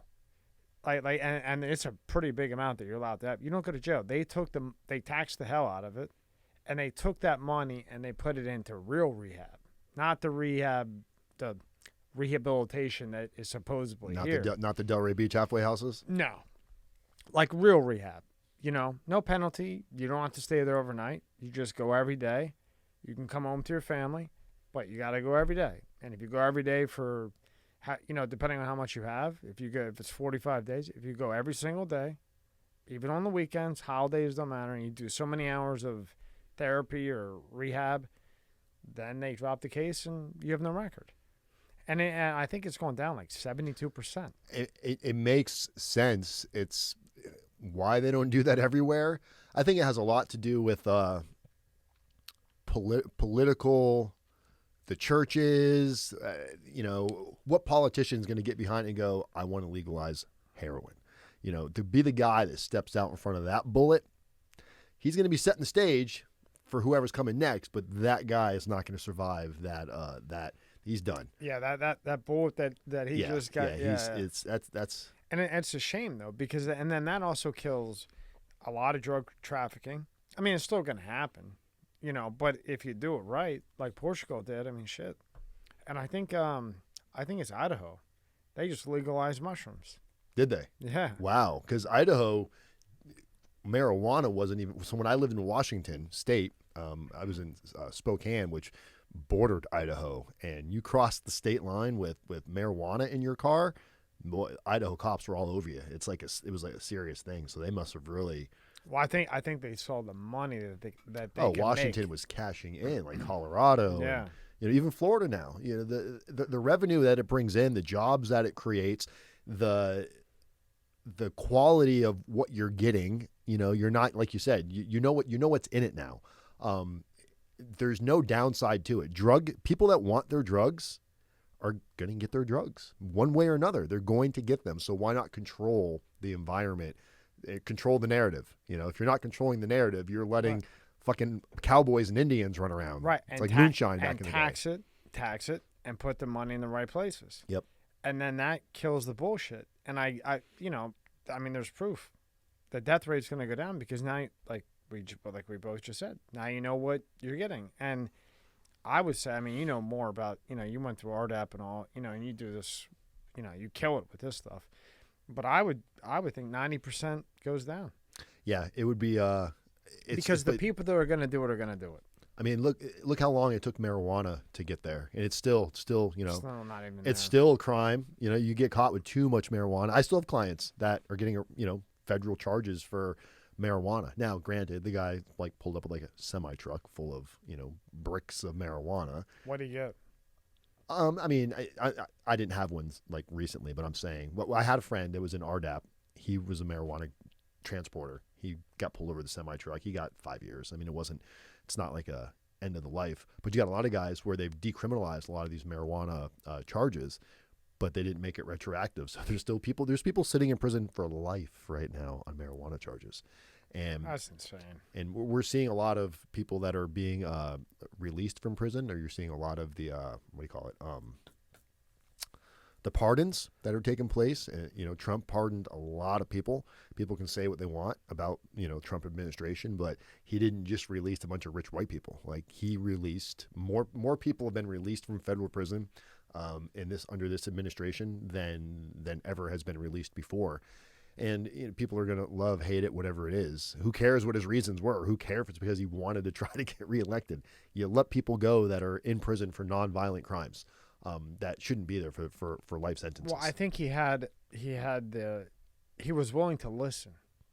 I think when Trump got in, he didn't realize how fucked up things were. And I think when he got in and he started, and he's a businessman, so I think he looks at. I mean, Trump is going to be Trump, right? Whether you like him or not, right? Even if you hate the guy, you know what you're getting, though. You know what you're getting, and even if you hate the guy, if you compare 8 years of Obama, and you can go back to probably Abraham Lincoln, right? He got more done with all the shit that they threw at him in 4 years than any other president. Coming from the prison reform criminal background, I just don't understand why anybody that is criminal reform compassionate would not be for Trump, other than the fact they don't know what they just don't know what they don't know. They don't understand. He's done more for prison reform than any other president. The First Step Act. And there's more than anybody. That's why it blows my mind. It's like you hear these criminals going, "Oh, Trump." It's like, he's the reason why First Step Act. He's the reason why CARES Act and all the stimulus. And what is the First Step Act? First Step Act. So, do you know this, Gary? So, First Step Act passed November 2019 is when it passed. So what it did was it gave additional good time credits. So you get your true 54 days per year. Before the feds were beating it up, and it was really only like 47 days. So you get your true 54 days, which became retroactive. So you got guys that were down for 30 years. All this good time got added back, and boom, they get kicked out of the prison system. So that was one thing. Compassionate release. So compassionate release, prior to COVID, one of the main reasons why you'd see somebody getting compassionate release, they're sick, they've got cancer, they've got a family member on the outside who might be dying of cancer, and you're the primary caretaker, so you could try to apply for compassionate release. Well, prior to the First Step Act, the only way you could apply for compassionate release is you'd have to do it through the prison system, through the warden, and then the warden would have to bring it to the court. They would have to pass it, and never did it happen. So the First Step Act says, okay, look, you still got to exhaust your BOP remedy. You still have to go to the warden. The warden is either going to deny you or approve you or not respond. If they deny you or they don't respond within 30 days, now you yourself can take it directly to the court. You can bypass the prison and go back in front of your sentencing judge.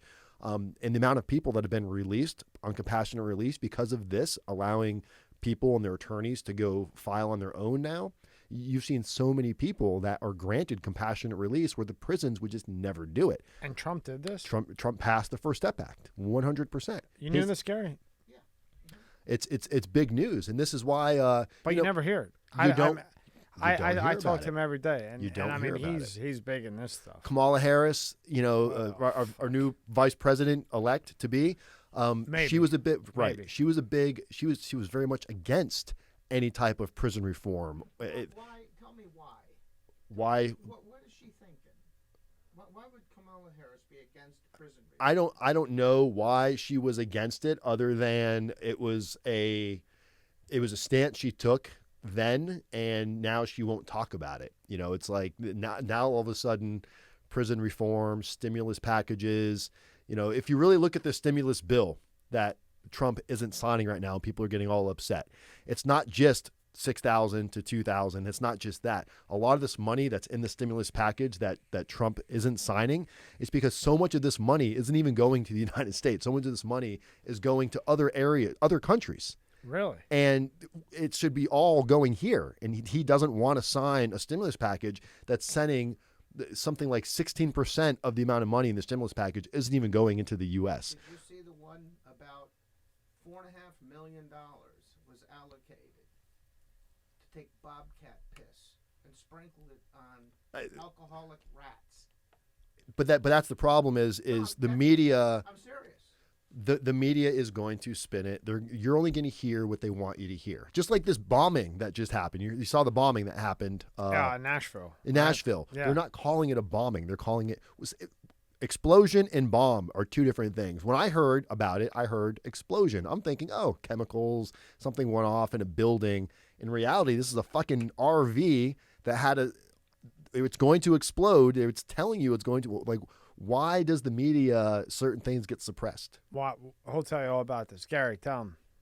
That facility was an ATT facility in contract with the National Security Association. It was a data processing center related to Dominion. Now, somebody sent me, after we did that last night, that news came out. And that's a top secret facility.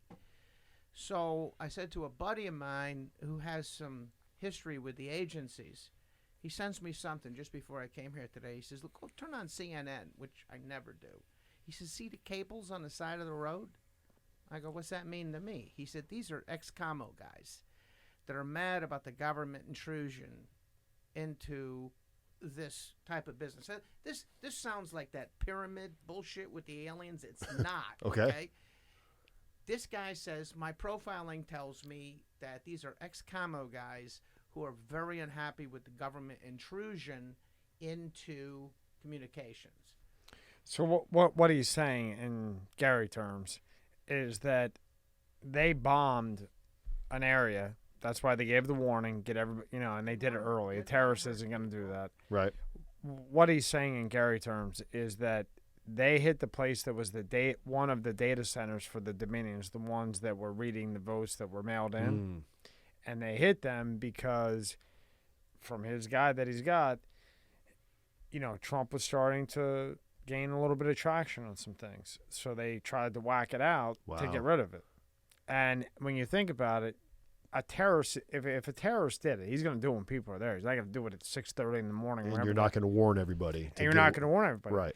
But if there's something that you're trying to take out because you're worried about it not being taken out, that's not terrorism. It's just there's no coverage on this, and it's an explosion. It sounds like a factory had a leak or something. And if he didn't tell me, and he showed me proof with this guy Patrick, what's his name? Patrick Burke.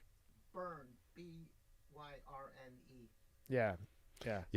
But that's the times we live in right now, where crazy, man.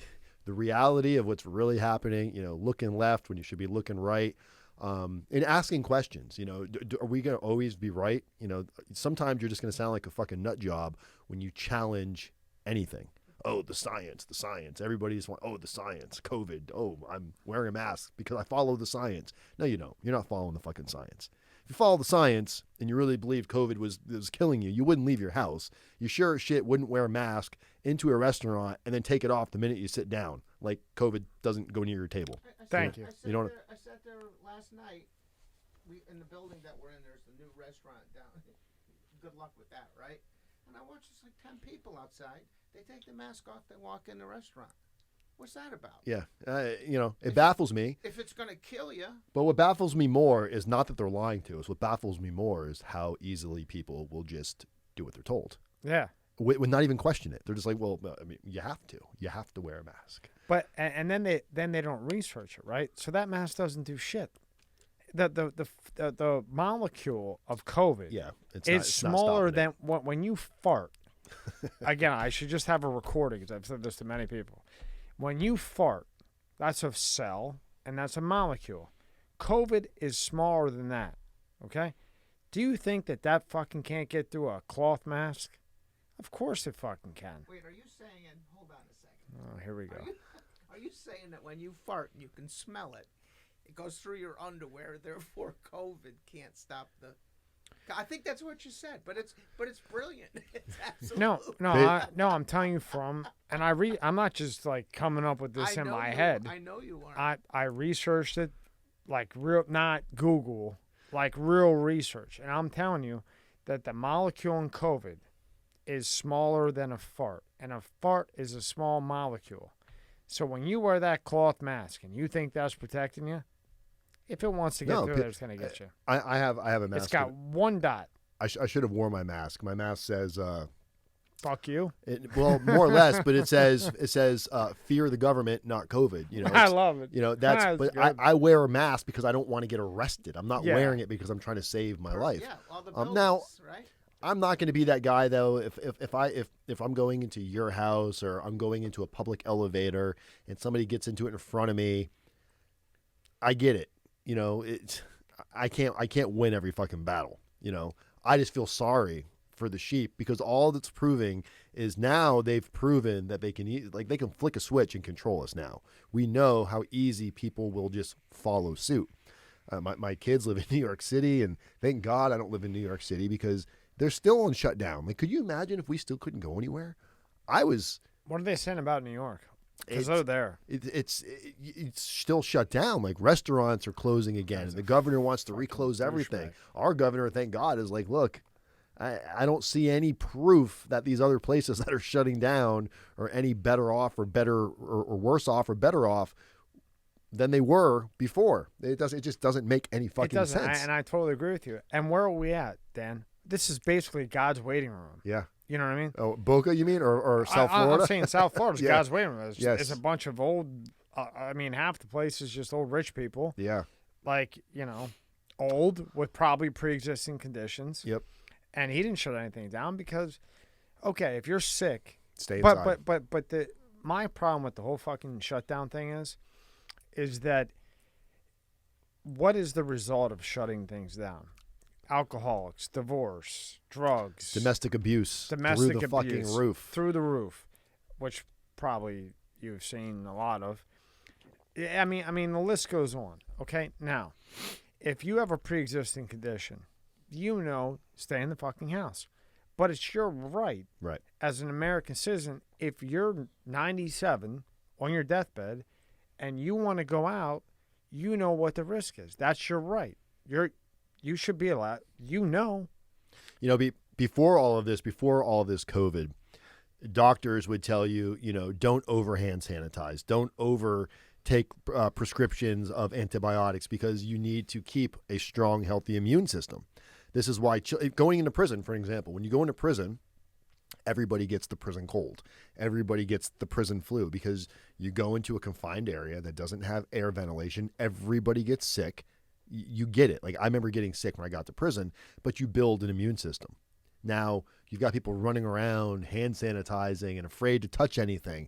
Man, the minute they're subjected to any type of a common cold, it just wrecks your fucking system. Your body is so protected. It's living in this little fucking fantasy bubble. And the minute like the outside reality touches you, you basically like die on the spot. You turn into fucking stone and you're dead. For this, I had a doctor in here, not a fugazi doctor, like, whatever he's kicking up. And he said that, these people wearing gloves all the time and all this mass shit. Well, how is your immune system going to learn to fight it off, right? It's not going to. Seems like common sense to me. Right. And that's what he was saying. It was like, the mask thing sounds great. And then you have gloves on. Well, then your body never gets a chance to be in contact with it and then build the immune system to fight it off. So now guess what? When you take them gloves off or whatever, or your mask off, and you're around somebody that has it, you're done. You're dead. getting it. Yep. You know what I mean? And it's not going to be a fun time. Right. You know, now they're saying that there's another one and it mutated. The fucking thing didn't mutate. It's a fucking other strand. It's just like the flu. Every year, yeah. And this is the problem: and then people look at you like you're crazy. Yeah. Oh, this is crazy talk. See, to me, fuck a mask. If I'm gonna get it, I'm gonna get it. That mask isn't doing shit. Right. Now, I think the N95 one, like he's older, so it's good for him to wear it. But you know, anything else, that fucking you're gonna get it. I think probably all of us are gonna get it. Now, what they're saying is a mutation of COVID is not a mutation. Cell has dots. Virus has dots. COVID has one dot. What they're saying is a mutation has 9. That's not a mutation. That's a different strain. And each dot attacks a different part of your body. Like COVID hits your lungs. Right. That's what it goes for. This other thing, that, you know, like in the news, like the guy was in the airplane, perfectly fine. Boom. Dead. EMT guy had to come save him in the airplane. Now he's got it.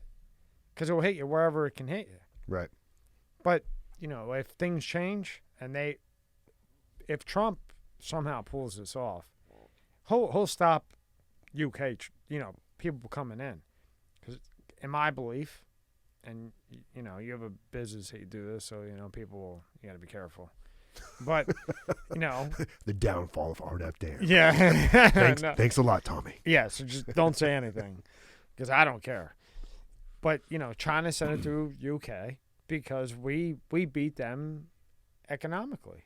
You know, before Trump got in, I mean, they were a beast. Right. Now Trump comes in, they're not so much of a beast anymore. I mean, he's going to making deals with rocket. Well, he's calling a guy with a nuclear weapon Rocket Man. And I always bring it up when I have this conversation because don't get me started on this shit. I'm almost as bad as him. Right. He calls a fucking guy Rocket Man, goes and meets the guy, and they're telling him, don't go, don't go. He says, I'm going. It's a sign of respect to real men, you know? And now look. They said, look, just put down the weapons. The U.S. can be, or, you know, Korea, wherever the hell he is. Right, What is it, North Korea? Yeah, North Korea. Yeah, North Korea can be prosperous like here. You can have an NBA. You can have an MLB. Boom. Fucking guy. The stupid thing is he's 100% right. What's capitalism? It's just his tact, you know. It's yeah. And it's the media, you know. Yeah, and that's where you can go. You're never going to convince somebody that doesn't want to be convinced. You know, that's why I stopped trying. Yeah. A lot of people that voted against him, they didn't vote for Joe Biden because they wanted Joe Biden. They voted for Joe Biden because they didn't want Trump and they don't know anything about Joe Biden. So we voted some guy in who never would have been president in another universe. And 5 times for him. Yeah, this is this feels like the biggest joke of ever. It's so comical. Now you deal with those people, okay? And then I want to get back to you and every client I've ever spoken to, the majority of them that have openly spoke about it are Trump supporters. See the key? Openly. Because they're worried what people are going to say. You know what I mean? But if Biden won fair and square, no problem. I got no problem with that. But you want to sit here and again, I should just record this and hit play. But I like you, so I like talking. I like talking to this guy back here. You know, there is no way this guy got 80 million more votes than Obama. Right. Obama had me sold the first time. Yeah. Because he was the best talker He is the best talker I think I've ever seen. And believe me when I tell you this, I've met a lot of talkers, and he had me sold on that first one. I was like, damn. But then he gets out. He's a little gray, but he's got a gazillion-dollar house. And again, just hit play. He's a pimp. He's yeah. And Biden's got a 20-car garage as vice president. Explain that one to me. I don't know. Yep. But we could go on for 3 hours about this and then get your business in trouble. Yeah, holy shit! I'm gonna need a prison consultant. Yeah, I mean, what the fuck? if you had a guess, I'm not saying that you like Trump, you don't like Trump, or you like Biden. Okay. From what you know, what percentage would you give that he overturns it? So, 0. The reason being is I don't think the media is going to allow it. I think when it happened in with Bush, nobody even knew. Nobody even knew. Like, people that, when you see those stats now, when they did the recount and Bush became president, Yeah. I don't even remember that. This is so in your face. I don't think they're going to let him win. It's like even Fox News is basically against him. I mean, even the Republican side of like. Well, Disney bought Fox. It's just he's got nobody in his corner. Nobody. I don't see how he wins. Disney bought Fox, which guess where they're based at? California. And how blue is that? Yeah. And that's why you start seeing everything Shift. Other than Tucker Carlson, which pays all the bills, Right? And Hannity, he gets $40 million a year. Yeah, and but you don't even see much from them. Those like what? Down 55%. Yeah, it's like the one thing we've proven in the last few years, in the last year, is we will forget everything and believe what we hear tomorrow on the news. Whatever they come out with on the news tomorrow, whatever sound clip. I don't even watch it anymore. But that's. Do you watch it? You can't. If you go on Facebook, it's in your face. You go on Twitter, it's in your face. You go on Instagram, it's in your face. So I go on for business, and I get right off. Yeah, I stay out of the political heat. Yeah, it's just a mess. Sometimes I'm the guy that likes to go in there and aggravate people. Sometimes just that's cool. Just to get my own kicks. Yeah, yeah. Because I know say things just to get under people's skin. But at the end of the day, I realize that we're dealing with people that, including myself, I'm redeveloping how to think for myself too. It takes a lot to not buy into what you hear and see. So I don't automatically go, oh, people are so stupid. I get how easy it is to trust. You think it's the news or science, so you're going to trust it. But when you really look at the back doors and you really start doing a little bit of digging, all of a sudden you start to feel like a crazy conspiracy theorist because you're like, wait a minute, this is connected to this. This is funding this. Well, you put the dots together. This money goes here. Yeah. But Black Lives Matters was funded by, you start seeing where a lot of this money comes and goes.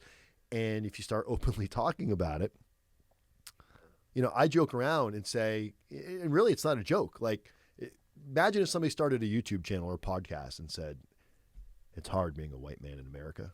I mean, it never have we ever been able to say that. A white person, when you think of this is a whole crazy conversation. White privilege really existed. It really doesn't exist as much anymore because it's being outed so much now. And anytime anything is given your way, it's like, oh, white privilege. But before, I didn't even realize it. But if I was going to go to a job interview and it was me versus my black counterpart who was just as educated as me, there was a part of me that thought I'm going to get the job. Deep down inside, I just felt like, oh, I'm going to get the job. And now those tables are turning and we're seeing, so being a white man now, you have to really be careful what you say, what you're thinking, and you have to be open-minded to, hey, I did get some things that were a little bit easier in life, versus other people that it doesn't matter where you came from and how broke you were, just in general. And I appreciate that. Yeah, and this is how I would relate this to what you're doing. And I like that you said all this, but this leads back into what you do. So you see how you just said, like, when you start looking at things and you put it, like you think something, but then when you do the research and you talk to, if you're going to go to jail, you think, oh, shit, this is going to be terrible. I got no shot. I'm getting crushed. When you watch the media with all this election stuff, it's like, oh, it's on the news. It's got to be real. Right. It's on TV. It's got to be real. I'm going to get raped. I'm going to get beat up. I'm going to get everything. Well, then they contact you and you say, calm down. You're going to a low. You're going to go to a camp. Yep. And here's what we can do. You see how it relates together? Yep. And it's kind of funny how it really does relate together 100%. You know what I mean? Yeah, getting people to take a step back and look at the big picture. Don't jump to these overly sensitive conclusions right away. Don't worst case scenario it automatically. In general. Yep. In general. In everything you do. Right. Take a breath. See, that's where you could kill it. But then, you know. Why I'm going to be over here with Uncle Tommy. Yeah, no problem with me. But you know, I mean, but that's, you know, what's going on with the election is the same thing with the jail thing. You know, everything's, oh, shit, I'm going to go in there and all this shit's going to happen. And then they come in and they find you. And, you know, like you do a great thing. Thank you. Now, how did you get on Fox? Were you on Fox News? Fox News channel. It wasn't like Fox News. Yes. Yes, I was on Fox News. Local. Like an affiliate. Yeah. I was on you know, I try to promote. I try to promote myself as much as I can. So I reach out to media. Thank God you couldn't say at least one word. I know. I have to think sometimes. Too, but yeah, I've been on just local news and podcast, and you know, trying to get my name out there a little bit. But it's hard, you know. Like when Jeffrey Epstein, I did some local stuff about Jeffrey Epstein when he suicided or was murdered, whatever it was. Oh, you got to tell me about this. Come on. Tell me what you think. I feel like he killed himself. I don't think it was. I mean, look, people think because the news and the media, like, how could he have killed himself? They have guards going. I know people on suicide watch in prison right now that the guards are not checking on them when they're supposed to. They have blankets. There's a million ways for somebody. If I was Jeff, you think he killed himself? I'm shocked to hear you say that. I would have killed myself if I were him.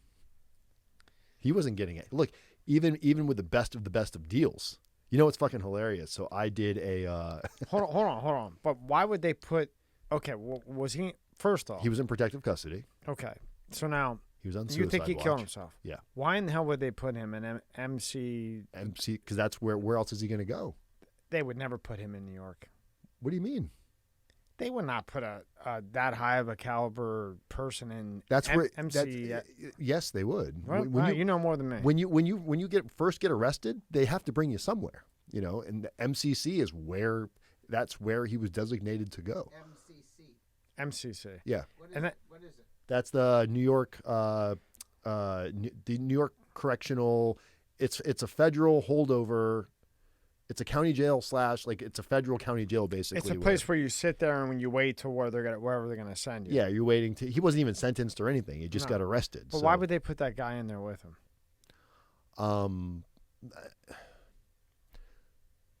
I don't know. Maybe, but I still think it's. Look, is it possible he got murdered? Yes, but it's also that you would want to kill yourself if you're Jeffrey Epstein. He was done. First off, the charges alone. But think of the information that he had. There's no. It's not a get out of jail free card. No, I'm not saying it's a get out of jail. But he's still going to be a fucking chomo. Yeah, I mean, he's going to have a rough time. The life that he lived is over. Like done. Over. I just can't imagine falling from grace. You know, that's you're as high as you can be. Got submarines and doing all kinds of shit, going from island to island, and now you're Jeffrey Epstein, the fucking sex offender, most hated man in America. All your friends have turned on you. Nobody delete Jeffrey out of my phone. You know what I mean? Bill Clinton, all these people are like running. What did you just say? Bill Clinton. Yeah. No, I get it. But, like I walk around with an open mind nowadays. But I'm not saying he didn't get killed, but I'm saying it's very believable that he would have wanted to have killed himself. Right. And everybody wanted him dead. I mean, he's better dead than alive. Well, what's her name? The madam. Yes. We did a whole video on her on a separate channel where we hired a Trump impersonator to read her entire indictment in Trump's voice. It's fucking, really? Yes, it's hilarious. Is that on your YouTube channel? No, it's on I did it on a different channel. You should have asked him to send you the file. I have it. Well, send it to us. Yeah, Love that. I have it. Are you allowed to put it on your channel? Or yeah, it's on. I have another channel. It's on.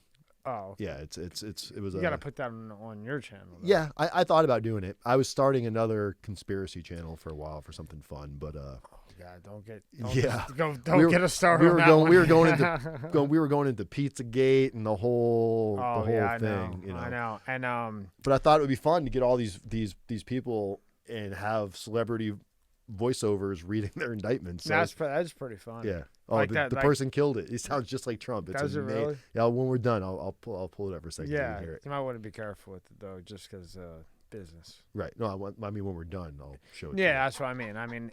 But you know, Uncle Tommy's gonna edit this part out, right? Yeah, I'll cut whatever you want. Yeah. No, I like it. Usually I say, look, you sit in this fucking chair, I ain't cutting shit. Yeah, you're but done. For you, I'll do you're it. Done. You sat down, not me. Hey. No, I mean I'm not saying it to you. I'm saying generally. I know. I'm just kidding. Yeah, but interesting on this thing. That is pretty funny though. Yeah, you should definitely put that on your channel. Well, I don't know. I'd have to think about that. Well, I'll let you hear it and tell me what you think. Yeah. I mean, it's great. It's great. It's. I'll show it to you. yeah. Can I ask a question? You can. What's with this pedo stuff that's everywhere now? Yeah, I mean, you're in the prison system. You know what's going on. If it's as deep as I think it is, it's insane. Oh, you're talking about pedophilia. You're talking about like Tom Hanks and all that stuff? Yeah. I'm not buying into the Tom Hanks thing. Well, what about? I mean, I like Wayfair. I don't buy into that either. Wayfair, they're like selling kids in their name, different names. I think conspiracy theorists at the soul, they're look, everybody has a little bit of conspiracy theorists in them. But then there's the people that live in their mom's basement, never had a real job. And if they really had to hit like reality, they'd go, oh my God, I should just kill myself because life is horrible. It's much easier to believe everything's a fucking conspiracy because then you have an excuse for being, you know, a dwelling basement video gamer that never showers. And that's what when I see a lot of these QAnon guys, familiar with QAnon? I do buy into some of the QAnon stuff. I do think there's some valid points on there. But I think when it goes way over the deep end where Tom Hanks is really in jail and he's he's out making movies, you know, Ellen DeGeneres is wearing an ankle monitor, you know. Well, that one might be true. If they canceled her show, you know how much she was making? Did they cancel it? They canceled it. You're not going to see Ellen. They really? Canceled it, yeah. When? 2 months ago. Oh, they did? Was this after she was being abusive to her staff? She was accused. No, she was. What the hell was she? She was accused of going to Epstein's joint. Okay. Oh, yeah. Now I believe Maxwell is gonna. Yeah, she's gonna go to prison, but she's Epstein's right hand. Like everything Epstein knew, she knows. Who's Maxwell? Is that the one that? Yeah, that's that she was the next one to get whacked. Yeah, that's the one. Yeah, that's the other one they indicted. Yeah. That was his madam, basically. She was the groomer of all of the women that Epstein was. I mean, I read the indictments. Really? Oh my God, like the names. Wow. There's so many names that are. He's gonna start jerking off about that indictment if you tell him about it. Dude, it is. Tease me. No, just hearing the stuff that he did. So these girls, they would go. It was like a secret room. He had a secret room up in his. You read the actual indictment? I read the indictments. Wow. They're public information. Anybody can read them. You just got to pull them. Well, you know how to do that stuff. That's why. So I'm reading the indictment on Maxwell's statements and the victims. The victims are like, so I met Maxwell. My parents brought me over there. She seemed so nice and proper. She said that they wanted to learn how to become masseuses. That was they were gonna go over there to what do you call it? Massage. Yeah, but they were to train under what is it called when you're under somebody to train like a protege or whatever it was. So they're going over there and they go up in this secret room and he's naked and he's got all these like naked pictures on the wall of like kids in this special room where he's getting these massages. This is in the indictment? Oh yeah. Oh yeah. Wow. That's what I'm saying. Like It's in the frickin' newspaper. he knew this stuff was coming out. Like if I were Epstein and all of a sudden like they got me, right? And I know what I did. You know what you did. If you're Epstein, you know you did this shit. You're like, maybe I would. How fast can I kill myself? Because and it's like if I don't kill myself, somebody else is going to kill me. Yeah, you can't go to prison with that tag. You know, you're Epstein. Nah, I don't care how much money you got. Yeah. You know, Jared from Subway didn't do nearly as bad, and Jared got beat up. He thought he was a hot shit on the yard. He got rocked, huh? He got rocked. He thought, I'm fucking Jared, because people were, oh, you're Jared. Everybody likes to hang out with the famous guy. Yeah. Not everybody. Somebody's right. waiting for that one opening, and they're going to get you. But yeah, Maxwell, man, she's. You think she'll actually? Oh, she already has. She's been proffering. Do you think she'll make? Oh, she's proffering. 100%. Okay, and if you don't know what a proffer is, it's basically you're cooperating. She is cooperating. That woman's got a beautiful voice. She sings so well. She is singing on everybody. She's going to tell them anybody that's got something to hide, she knows about it.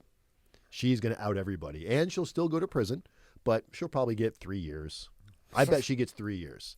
Really? If she didn't cooperate, life. She'd never see. She was as guilty as him. And singing, for anybody that doesn't know, means that she's talking. She's telling everything she knows. She's and that's telling probably the story. why she's still alive. Oh, yeah. Oh, she's in protective custody. You know what? You made me rethink about Epstein, because maybe he did kill himself. Because if he didn't, the Clintons would have whacked him out. Somebody would have whacked him out. And the fact that, but I don't know. And the fact that Maxwell's not dead yet, she's just as dangerous as he is. She knows every single thing he knows. Wow. It's not like, she was there from the get-go. She was his girl, man. She was the madam. She was probably more guilty, because without her, he couldn't have got half these girls to trust him. That they trusted her, and she. So he used her as bait. Yeah. Yeah. Fuck. Yeah, Christ. that was mom to these girls. She was like, no, it's okay. Just do this, and then slip away. How long will it take before that comes out, what she's doing? Years. Oh. We're talking, when you think about the amount of people that they're going to potentially, and look, people like the Clintons, if they really are, because I'm not saying they are or are not, but if they are involved, they might be untouchable, right? That stuff may never make it to light. That stuff the feds might not even go after. They're probably going to hit the low-hanging fruit for sure. You're going to hear a lot of celebrities' names, I'm sure. Will you hear like the top of the top? Maybe, maybe not. But there's going to be so many people that get leveled and rocked in this, that whenever she's done, and she does come out of prison, this woman's going to get reconstructive surgery. Yeah, she better. She's going to be a John Bobbitt somewhere. Like she's going to be a man when she's done. Yeah. No one's ever going to find her. She's going to be a black man that's like, playing in the NBA by the time this thing is over. Now, what do you I heard that, what do you think? They said Lady Gaga was involved in this shit. That fucked me up. But who's saying this stuff? And it's the conspiracy. The conspiracy wagon goes so left and so right, and from wackadoo to somebody that's actually intelligent. And it's. Do you think Lady Gaga was involved in it? Lady Gaga is a human being who looks like she's into some weird shit just normally. So would I be surprised? No. Yeah. I wouldn't be surprised if all these people were. I wouldn't be surprised with Tom Hanks. He's a man that lived his life of privilege thinking he was above everything. I'm not saying he did or didn't do these things, but for a lot of these guys that did this with, messing with kids, to them, it was probably just what they always did. It was like the good old boys club. They just always got away with it. It's kind of like the college admin scandal when all these like Aunt Becky and these people got wrapped up in this. They just always lived their life like this. Well, what do you mean? I'm going to go to prison because I paid for my kid to get in college. That's the way it's always been done. We've always blackmailed people to get what we want. Once you get in trouble for it, though, nobody's got your back. Everyone's like, I don't know nothing about it. See, the tough thing for me is not really the conspiracy shit, because when you search something, what do you use? Google? If you search on DuckDuckGo, that's what people tell me. Yeah. I had a conspiracy guy in here. Different shit comes up, I heard. Oh, yeah. Google suppresses a lot. It's a whole different ballgame. Yeah. And you might think a little bit differently about some things. Right. Try that. I got to show you. Then again, who the fuck knows, Me and Casey, the guy that I want you to interview, the Fit and Fresh guy, we started another channel, and it was going down the conspiracy rabbit hole. But I wanted to do it because I thought it would be fun and an easy channel just to do without thinking about it. But it requires work too, because these conspiracies, once you get going on it, it's like You can go for you could go. You're out there. You could go 24. Yes. You know, and I was like, I'm not going to make money with this. Well, no, I think you could. YouTube suppresses the shit out of. You're not like you'd have to really. To get monetized on that to get ads shown on talking about what triangles mean, pizza and boys. Yeah. Well, you could do it. You could do it. Gotta edit this video. Wow. Nah, you could do it. You could do it. So now, you do this. Now, how did you become? Because remember, you told me you said that you were basically the number one in the nation at this. It's not that I didn't believe you. Right. But if somebody tells me something, I look. Right. How the fuck did you become that big? So the way I became one of the nation's leading prison consultants is and you are. You are. Well, I am. I'm not like gloating about it or no, you're not. You're very humble, and I spent 2 hours looking. Well, there's not a lot of us out there. First off, it's not like I'm saying. I disagree with you. Well, there's a lot of you out there. Not when you compare like if I said I was the largest realtor in the country. It's like everybody and their brother's a realtor. Yeah. There's probably 5 of us that are like controlling the industry, and then there's a bunch of pop-up jerk-offs that just rip people off. What was that guy's name you said? Which one? Ed. Oh, Ed Bales. Oh, Ed Bales. Ed Bales, piece of shit. Ed Bales is a piece of shit. I've done videos on this guy, and not because he's a competitor. I've got other competitors that I've actually had real bloodbaths with, but they do good work, so I'm not going to badmouth them publicly. But Ed Bales is just a piece of human shit that he steals people's money. Look, nothing against where people live, but his headquarters, he claims to have all these different offices. He claims to live in he lives in Central Florida. His main office is in his mom's trailer, in a trailer park. He lives in Central Florida? Yeah, he doesn't live far from here. My client drove to his house. That's on your YouTube channel, the one that I watch? Yes, that's the one you watch. It's unbelievable. Yeah. The lady's smoking a cigarette and runs out of the shrimp. And you know what it is? It's because it's an industry that people are, it's an emotional situation, somebody getting ready to go to prison. Mm-hmm. It's real easy to thrive off somebody's fear. Oh, if you don't hire me, you're not going to get into RDAP. I promise to do this. You get the money, person goes to prison, done. You're never really going to do anything about it. But my question to you is, how did you, I understand you found the niche, but how did you basically beat these other people and quickly? Well, when did you get out of prison? The end of 2015. So and then when did you really start pushing this? Middle of 2016. 16. So So how did you do it so quick? So YouTube, truthfully, nobody else. Some of these guys were on YouTube, but they were trying to be like attorneys. They were trying to be all. We help white collar individuals getting ready to go to prison. I play golf and I look and sound just like you, and we're going to charge $15,000-$20,000 to do this, which is fine. You want to pay that much money? Great. I saw the market as whether you're a rich white guy or just a first-time nonviolent offender, you're going through the same headache. So I found a way to develop an amazing team of individuals for a fraction of the price, not spend any money on advertising because I was just pumping out YouTube videos. So where all these other guys are spending $10,000, $20,000, $30,000. You got this big without spending money on advertising? I spent zero. Wow. Zero money. And for anybody watching that, what that tells you is that, this guy's good. People tell me they hire me once they get to know me because they feel like I'm like them, like I'm a regular guy. They don't feel like they're hiring some guy that's blowing smoke and mirrors and promising you things that you can't do. It's this is what we're going to do. Here's the game plan. It either sounds good to you or it doesn't. We turn away business. If you're not willing to put in the work, I get people saying, well, can I get RDAP? I don't have a drug problem, but can't we just say that? It's like, dude, somebody needs that program. Somebody actually has a drug addiction that needs to get in that program. You're going to prison because of this shady way of thinking. That's not really conducive to what we're trying to do out here.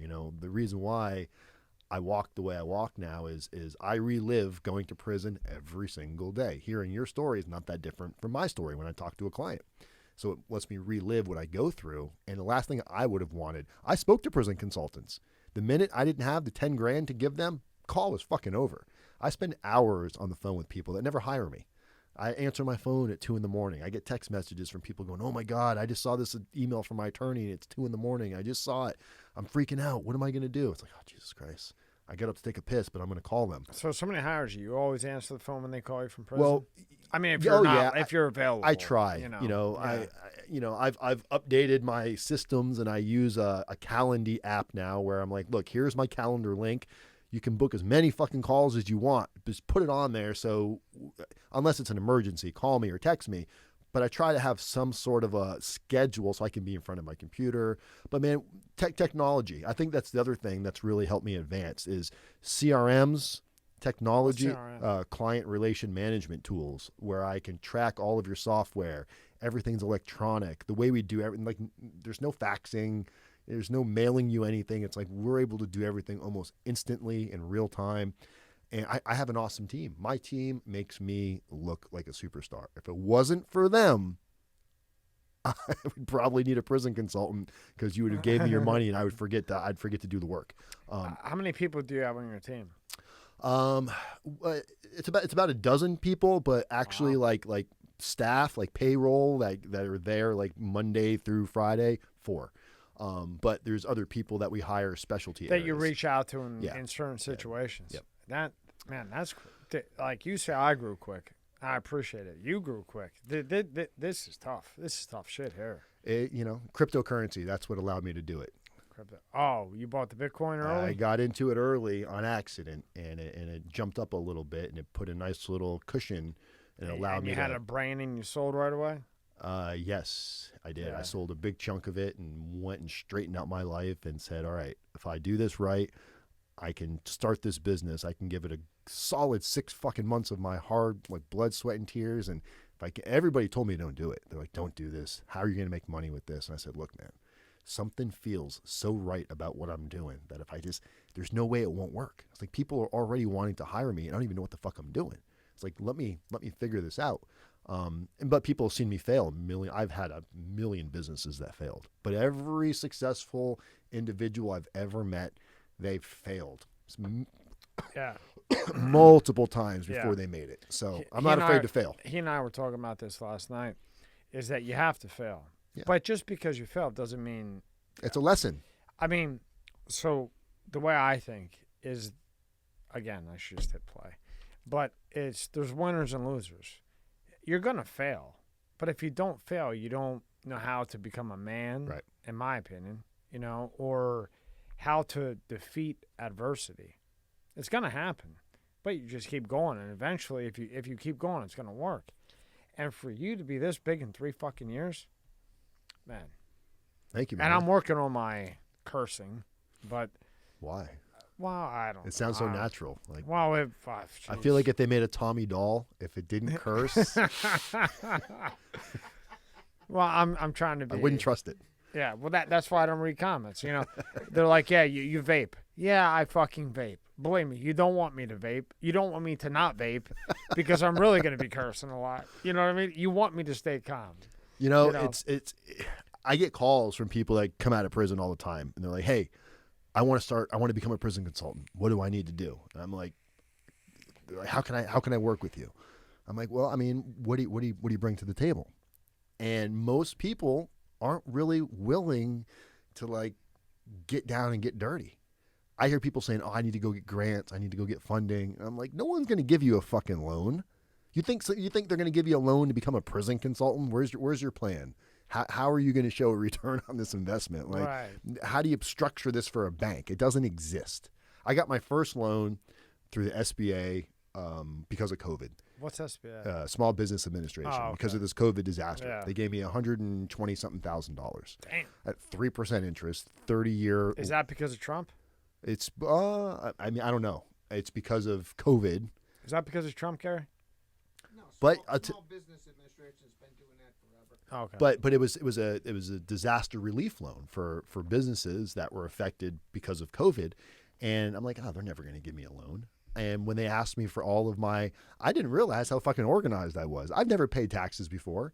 This is the first time in my life with this business that I've like treated it like a business. How'd you like that first? That quarterly tax, and then if you don't pay quarterly tax, then they bury you. Yo, it's that's but that's the thing is I've made sure that I've paid my taxes. I've paid my taxes because I see people go to prison for it. True. But when I see people saying I need a business loan, or I'll see people starting a business, they're so focused on what their business card's going to look like, and I'm like, where are your clients going to come from? Like, how are you actually going to bring people in the door? And they don't know. They don't have the idea. They're going to go spend all this money on their microphones and their business cards and the name, and then they're out of money and there's nobody. It's like, all that shit is great. That's all fancy shit. But don't you love that when somebody comes in and say, hey, Dan, you're at the top, and you are. And again, you are. You are at the top, right? And you say how you just did that, and if you didn't see him, it didn't even go to his head. But he is at the top. And then that's a person that runs a business. Like when you say, I'm impressed. Well, I'm not where I want to be yet. When I'm where I, and I'll never, if you ever get content, you're fucked. Complacency is the killer. Complacency, content, Same thing. Another big word that I don't know. Yeah. I call it the complacency killer. Great. Her name was Mrs. Greenberg in high school. I never listened to anything. That's the class you skipped. I'm still cool with her, but yeah, she was a nice lady, but I cheated the whole freaking year. Probably should have listened. But I mean, what you did, in 3 years, bro, man, nobody could do this but you. Thank you. I appreciate that. And I'm not kissing your ass. I don't really. No, you know what? And I don't mind taking those compliments because I didn't do a lot of time, right? I did 13 months, and I'll get guys that leave, like you said, you don't like reading comments. I'll hear comments going, you did 13 fucking months. You don't know jack shit about prison. It's like, look, Mr. Big Time, you did your 20 years. Where the fuck is your YouTube channel? How come you're not out sharing this information? I wouldn't even read it because they say that, and then just as a natural it's animosity. It's your haters that are mad. Yeah, but I don't. I wouldn't. But maybe it's different for you because of what you're fuel. doing. It fuels me because it makes me realize that I'm doing something that's helping people. But you already know that. I know. So why even fight? Why even waste your time with some shit? Because if I don't read the bad ones, I won't read the ones that are like, hey, how do I get a hold of you? Well, then go to my fucking website. It's in my description. Some people are so, like, they're up at 4 a.m. They haven't slept for like weeks because their life is over. They stopped, like, their brains broke. Well, yeah, you're right. Because what you're doing is different than what I'm doing. You know what I mean? Right. It's a different ballgame. So maybe I would be afraid what I would. Yeah. I read your comments. I don't read them. Not your comments, but people that leave comments, and they're.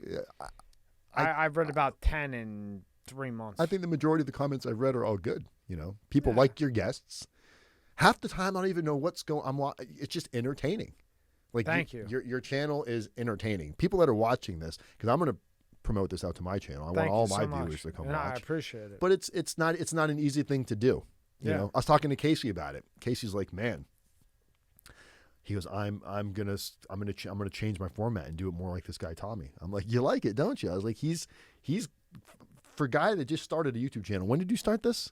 2.5 months ago. 2.5 months ago. And guys, what is your subscription at? You're at what? Maybe 2,500 or something. Okay, 2,500.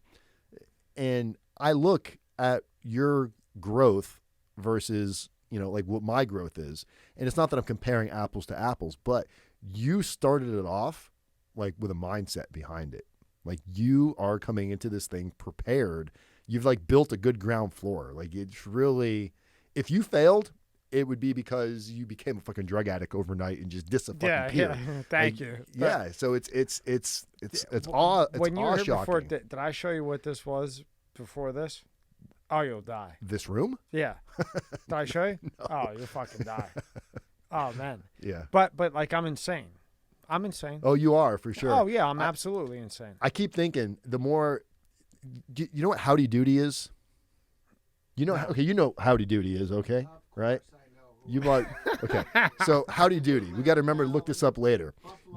Tell me, Tommy is not like a studly looking Howdy Doody doll. Like shouldn't they make? Could you see a Howdy Doody version of him sitting on the table right there, like with his suit and tie, like a nice little doll about this big? You should just have a fucking doll that you sell. He didn't believe that was me. Dude, I thought it was a cartoon character. Really? I was like, there's no way that's really what he looks like in real life. And I take it as a compliment. I'm like, all right, shit, I'll take a cartoon. No, people that are looking at this right now, this is what he really looks like, guys. Like he is like an actual like doll. Like if they turned like Ken doll that vaped, you got fucking Tommy. And yes, I fucking Tommy vape, so leave your fucking comments. Yes, I vape, so that's what you can hear on the microphone. I've cut it down. But he's a fucking cool dude. Like you wouldn't know that's what people actually look like this, that are actually down to earth at the same time. So you should definitely have dolls that you sell. Like get your Tommy doll today. You pull a string and it says like a cool little thing. You know, I've been trying to get these plastic cells. You ever hear of plastic cell? Plastic cell. Oh yeah. You were trying to get what's his name to make one? I was trying to get Rogan. I was trying to get Tupac, but they only make so many. Yeah.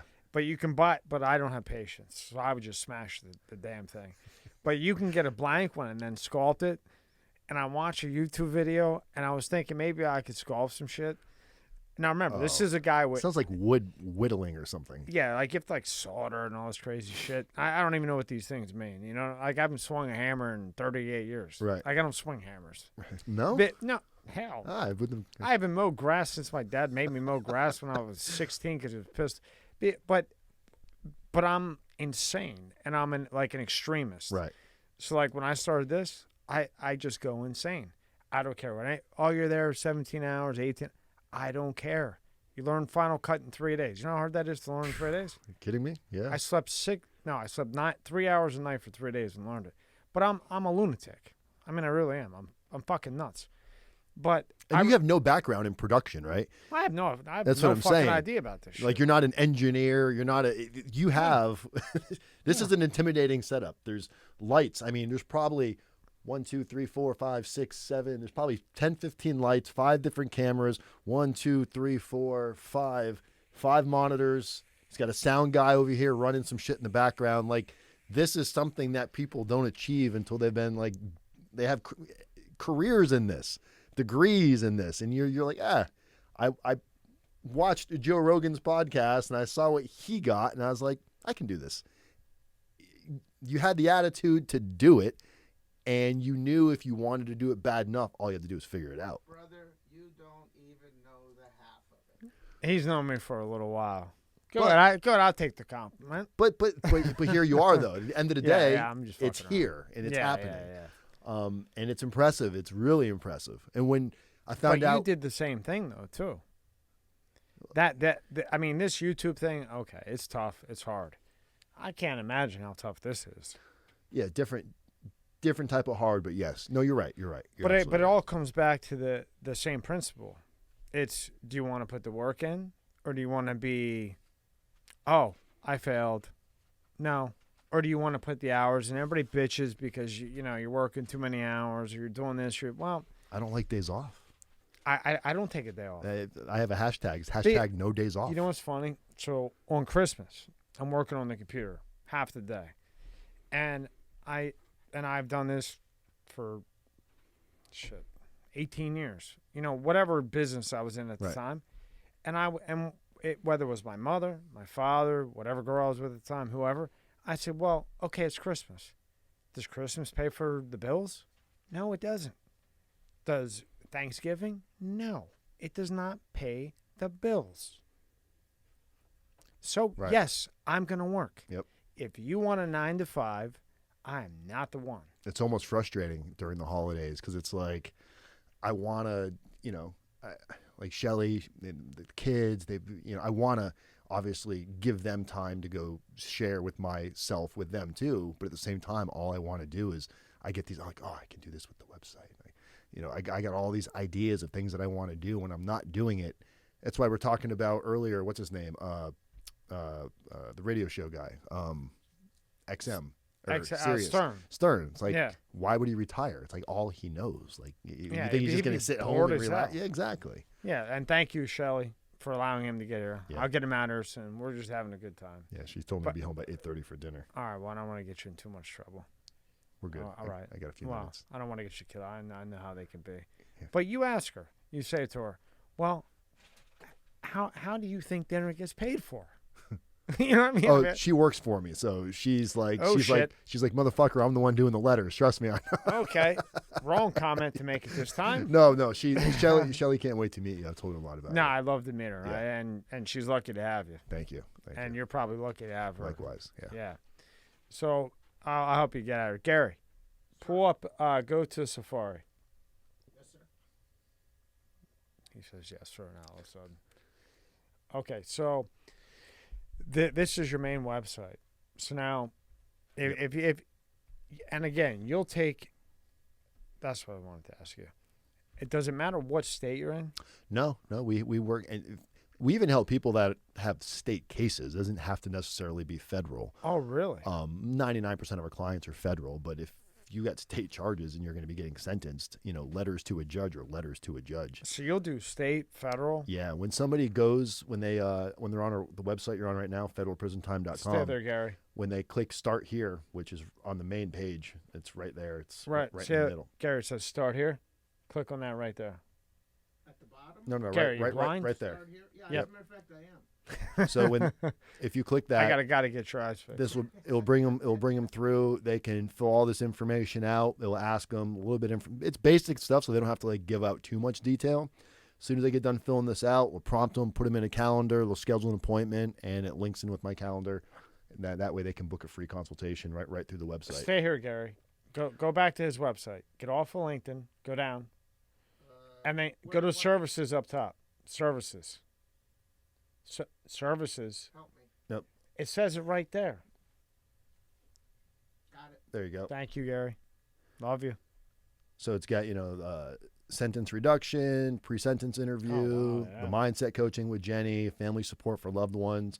It's much more than just So the mindset coaching that's to get you ready to go, right? The mindset coaching is we work with you the entire time about whatever your obstacles are. You're struggling with taking accountability. You're still going, well, this isn't fair. I didn't kill anybody. So Jenny will come up with techniques and things you're going to work on throughout that week. And it lasts a minimum of 6 to 12 weeks. She works with people, and then people can extend it from there. And she puts some time into that. Yeah, Jenny's. And then pre-sentencing interview prep. That's for the PSR that we had touched on earlier, yep, correct? We get your prep for the PSR interview. We're going to want you to get your diploma, all your documents. We want you to walk in there locked and loaded when you go into that interview. And then the sentence reduction assistant, I would assume it is like we were talking about, like Rdapdan. where you're not going to go pick up trash. Right. We're going to have you go talk to kids, or if you mean it. Right. Because then I understand what you were saying. If you take on a client and you know he's just full of shit, then what happens is they know that they hired you, the U.S. attorney, the judge, they know everything. Right. And then they're not going to respect whoever you bring in. That's just my opinion of it. So I always tell people, I know people are hiring me because they just want a shorter sentence. But that's why intentions don't really matter. Your intentions today are, I'm going to do whatever you tell me to do to get a shorter sentence. But when they start working with us 3 months in, they change. I see. It clicks. All of a sudden, they feel better. This is why you got so big. On top of the shit, on top of the hard work, the reason why you got so big was because somebody comes in and they're full of shit, but you have the team, including yourself, to get them to see things different. Right. In a different way. At their own level. At their own level, yeah. Just like RDAP. When I took RDAP, I get it now. When I did the drug program, I just wanted the year off. That's all I cared about. 3 months into it, something happened, and I was like, fuck, I want the time off. But I'm really changing. I like this new person. And that's what happens with our clients. Because I always look at something like this, and I say, well, how did he do it? Right? And I would have bet. I don't bet at all. Because I know the system, but you know what I mean. But I would have thought for sure that you did ads or advertisement. Nope. But I see how you got big, because you'll take somebody who's full of shit, and you have the ability with you and your team. Like I saw how much you gave credit to your team, and that's called loyalty. That's a great thing, Dan. Thank you.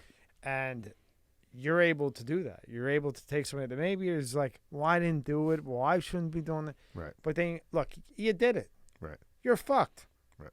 Okay, so now let's take accountability and let's figure out how we can make a bad situation better. Yeah. And you've been able to do that, and that's why you're number one with no advertising, by the way. How the fuck he did that, I don't know. And then family support for loved ones. Yep. I'm sure people love that one. Yeah, and that's a new program. We just created it's like a mastermind group. It's once a week. We have family members, people going in. It's a fee. It's $200 a month, and it's once a week. Bad. We have 2 groups, 10 people per group, and once a week we'll talk about your goals. We'll talk about maybe a struggle that you had as a family member, how you overcame it, and then you're sharing that with the group, and then other people can, because when you're going through this, you feel like you're all alone. So it's giving a community. So would you say, like in all the success that you have had, you're touching all areas, and sometimes I would say, you do this, but I would say that family support thing is huge. Oh, yeah. Because you can try, you can say, look, accept it, deal with it, this, that, the other, but then they got the mom calling, the brother calling, whatever. But then what do you guys do? You contact them, Yep. their family, Yep. and you say, look, relax, everything's going to be okay. Yeah. Wow. We don't say it's going to be okay. I'm not saying, right. The biggest, and I know we're in overtime here, but the biggest thing is. I'll sit here for another 2 hours, but I don't want your wife to cut your head off. No, she's cool. It's their kids. They try to go, well, my daughter's not going to understand. I'm like, well, what's your daughter? Is your daughter like 3? Is she not normal? Could she not comprehend? It's like you're embarrassed to tell your daughter. You want to be Superman. You don't want your daughter to know you did anything fucked up. I would have said. They're like, well, how do you tell her? I was like, because she doesn't relate. So my daughter works with me too. I have 2 daughters. I have a 20-year-old and an 18-year-old. Congratulations. Thank you. My younger daughter, she comes on and does videos, and she talks about how I did not. This part gets hard to talk about sometimes, but. She'll talk about how I wasn't honest with her when we went through this and how I blamed it on the government and I didn't do anything wrong. And she was like, oh my God, my dad's. And then when she found out, when I came clean and told her, yeah, I did all this, it broke her heart. So she comes on and talks about what she wishes I had done different. So we created her an email, we put her on the website, and she talks to other kids that are. And what's her name? Lauren. And Lauren, I can tell you right now, I can see it right now. This guy loves you to death. That was the hardest thing was, and this is where I do have compassion for people because, these are your kids, and you're like, fuck, I'm leaving them. And when you really break it down, it's like you can say you did all these things. I had to make money, I had to put food on the table. End of the day, you're walking away from the table. You're leaving your kids high and dry. And some kids don't have another parent. It's like they're going to go live with a fucking estranged relative. So when you really think about, it was a selfish decision you made. You didn't think about your kids. You were thinking about you wanted to cheat or you wanted to take the elevator instead of taking the stairs, and you put your kids last. When you become honest with that and you have these real relationships, these real conversations with your kids, they respect you so much more because they're not stupid. They all know at the end of the day, they fucking use Google just like everybody else. So when I came clean with my kids on this, it was like this monkey was off my back, and they loved me so much more for it. So, but it's something that will always. He loves you, kid. He'll always get me every time, But they're amazing. He loves the fuck out of you. Yeah. But I want to ask you something. How do you? A lot of people say, "Oh, Pete, you can't change." I've heard this 10,000 times. You can't change a narcissist. You can't do this. You know me now, but you don't know me 15 years ago. Right. I mean, I was the biggest narcissist you'd ever fucking meet. I mean, you know what I mean? People can change. It doesn't matter what you are, sociopath, psychopath. Right. Well, so I agree and disagree with you. Yeah, I want to hear what you have to say. So yeah. I agree that you can rechannel it, Right, I said it wrong. You're always a narcissist. I'm still a narcissist. Yep, I'm still a pathological manipulator, but I stopped myself from doing it at somebody else's expense. That's so important. What you just said is so important because you're always that narcissist. You're always that manipulator, but you learned how to control it. Yeah. And the thought always comes in your head, but you say, no, this isn't right. I look at it as there's another version of me right now sitting right here. And I stole this from somebody else in an AA group in prison. This guy that was trying to stay sober. He's like, the drunk version of me is on the ground right there doing push-ups, staying jacked as fuck, waiting for me to slip, and he's going to jump in and can't wait to take over.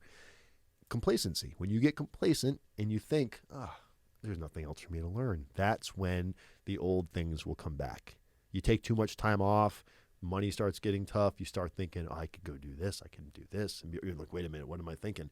So you got to stay real with yourself. I know what I'm capable of doing as a bad person, which means I'm equally capable of doing that as a good person. If everybody should hear that. That's a clip right there. I'll put a G on 2 hours and 34 minutes. Mark it down. I already got it. I'm good with numbers. But man, that everybody should hear that. Everybody should hear that. You know, I'm a big advocate of Tony Robbins and walking the walk, talking the talk, being able to take. And this is why I think for a narcissist, talk about you should read your comments, because by not reading your comments, you're giving into, these are things that can affect you. Why let it? If at the end of the day, if you know these people, you don't know them, you really give fucking two shits what they think about you? No, but I know what I'm doing is right, and I still no, I won't do it. I won't do it. We're gonna have. No. We're gonna have, what is it called? We're gonna have an intervention. No. We're gonna have what is it? By the fire chat, live chats with Tommy. Oh fuck, live chats, Jesus. Those are fun, bro. Those are fun. Go to his Facebook. That's what I'm looking for. What's that? The Tommy doll. I'm looking for. Tommy doll? We're gonna get a Tommy doll. Pull a string and it says a word. Anatomically correct. Okay. Wait, I couldn't hear you. What did you say, Gary? I'm gonna make it anatomically correct. Beautiful. Again, should have listened to Miss Greenbaum. Don't even know what the hell that means. Go to his Facebook. His Facebook's cool. No, Facebook. Right here. Yep. So there yep. you go. Yeah, so It's just Facebook on there. It's I'm not as active on there as I should be, and that's part of hanging out with Uncle Tommy that I'm seeing. I need to step up my my social media activity. But yeah, I'm everywhere social media. I'm Instagram, LinkedIn, which I think is next right there, right? Yeah, go to LinkedIn. I never, you know what, Dan? I never realized how big LinkedIn was. Until this thing. You can do live streams. That doesn't even look like you. I know that was. I don't wear certain ties very often. I hate the picture, to be honest. The guy, I don't know. It's the only picture. But you gotta look professional. Yeah. Shit. But Instagram's more of like I like to be real with people. You come to my Instagram, you just get to see my regular life. There's nothing in there. It's just me hanging out with the animals, taking selfless, shameless selfies of me in the water. But the thing is, when you look at that, though, you see who you are. Yeah. You know what I mean? It's not like, this. Like I know. I like to glimpse into people's lives. Yeah. I like to see into people's lives. I hate social media. I hate it. I hate it all. I'd set it all on fire if I could. but it's good for business. You know what I mean?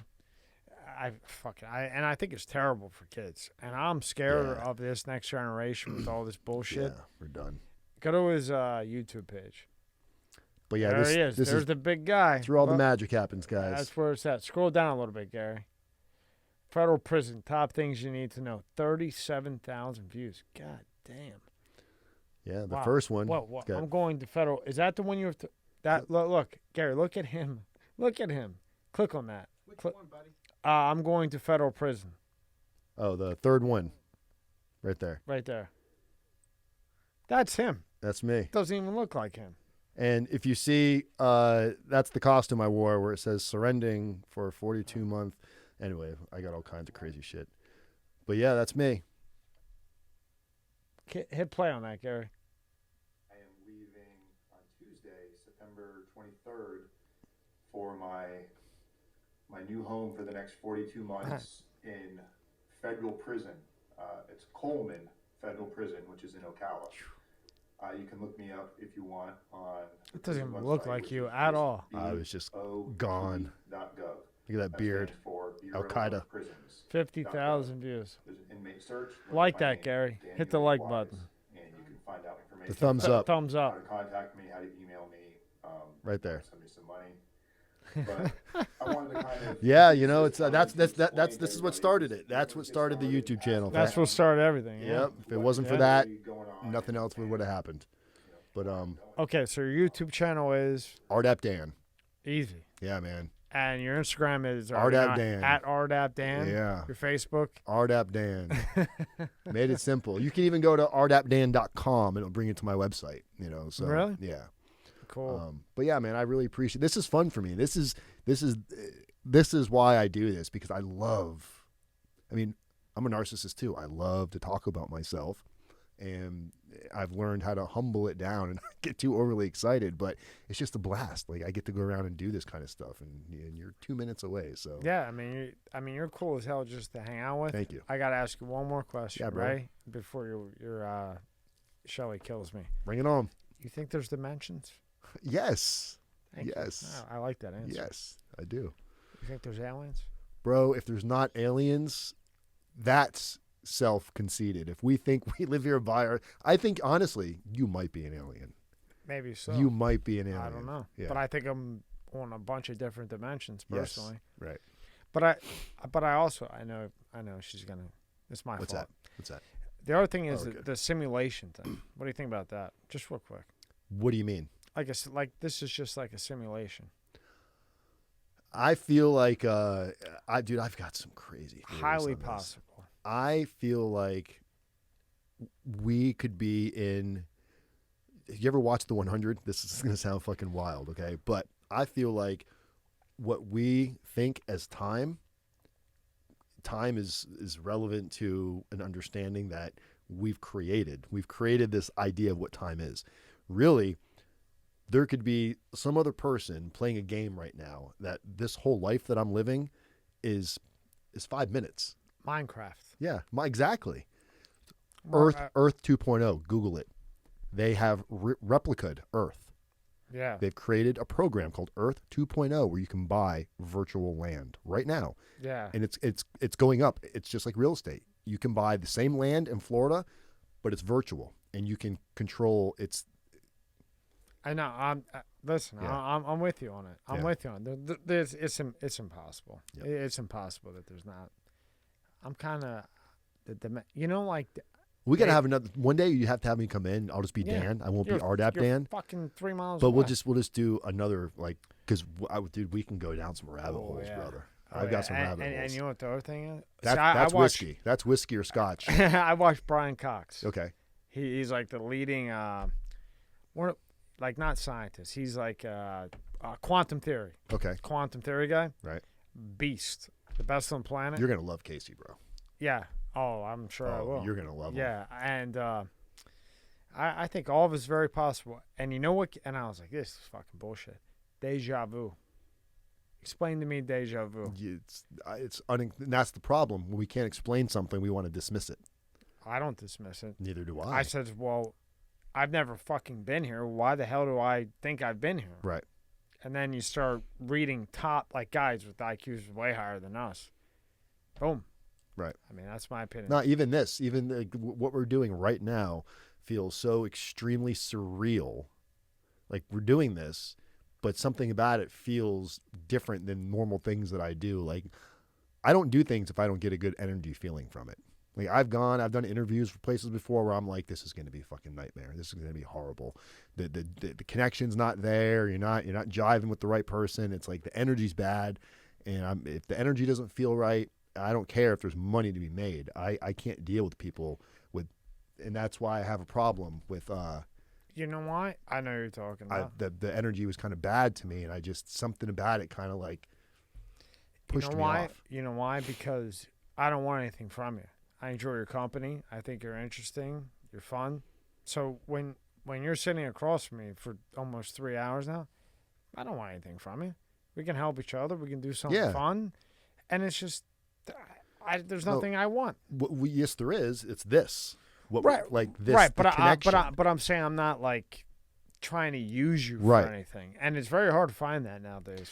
And they're all fucked up down here in South Florida. And that's the problem. But being vulnerable is extremely important because when people are guarded, when they don't trust anybody, then you miss out on the beautiful life. Like when you hear about the woman, she's like, "Oh, I'll never trust another man," or guys, "I'll never trust another woman." You got to trust them all. Completely agree. Because, but you have to keep it, like we were talking about earlier, open mind. Learn how to read the body, and you'll know in 2 seconds who the fuck somebody is. And we'll never watch. Well, not 2 seconds, but maybe 10 minutes. Twilight Zone. This is Yeah, perfect. This kind of like sums it up right now. We're literally in the fucking Twilight Zone. All right, Dan, I know you got to get home, man. I appreciate it, brother. Thank you so much for your time. Yes, I had a blast. Yeah, we'll come in at the end of the week. Yeah, man. Come in, and then we'll just really go crazy. Bro, we'll go nuts. Definitely won't get monetized now. I'll tell Shelly it's going to be an all-night event. Bring her in. Yeah. Oh, she'll have fun. She's got her prison story. She went to prison with me. She's got a story too. We got I got another microphone in the closet. I got another bar. You're going to bring the pizza, right? Absolutely. Okay. Oh, he's going to break my balls because I didn't tell him to make a pizza. What? You never answer my goddamn text messages. You get what you ask for. Did I take these off? Or No, we're done now. Okay. Thank you again, Dan. Yeah, brother. All right.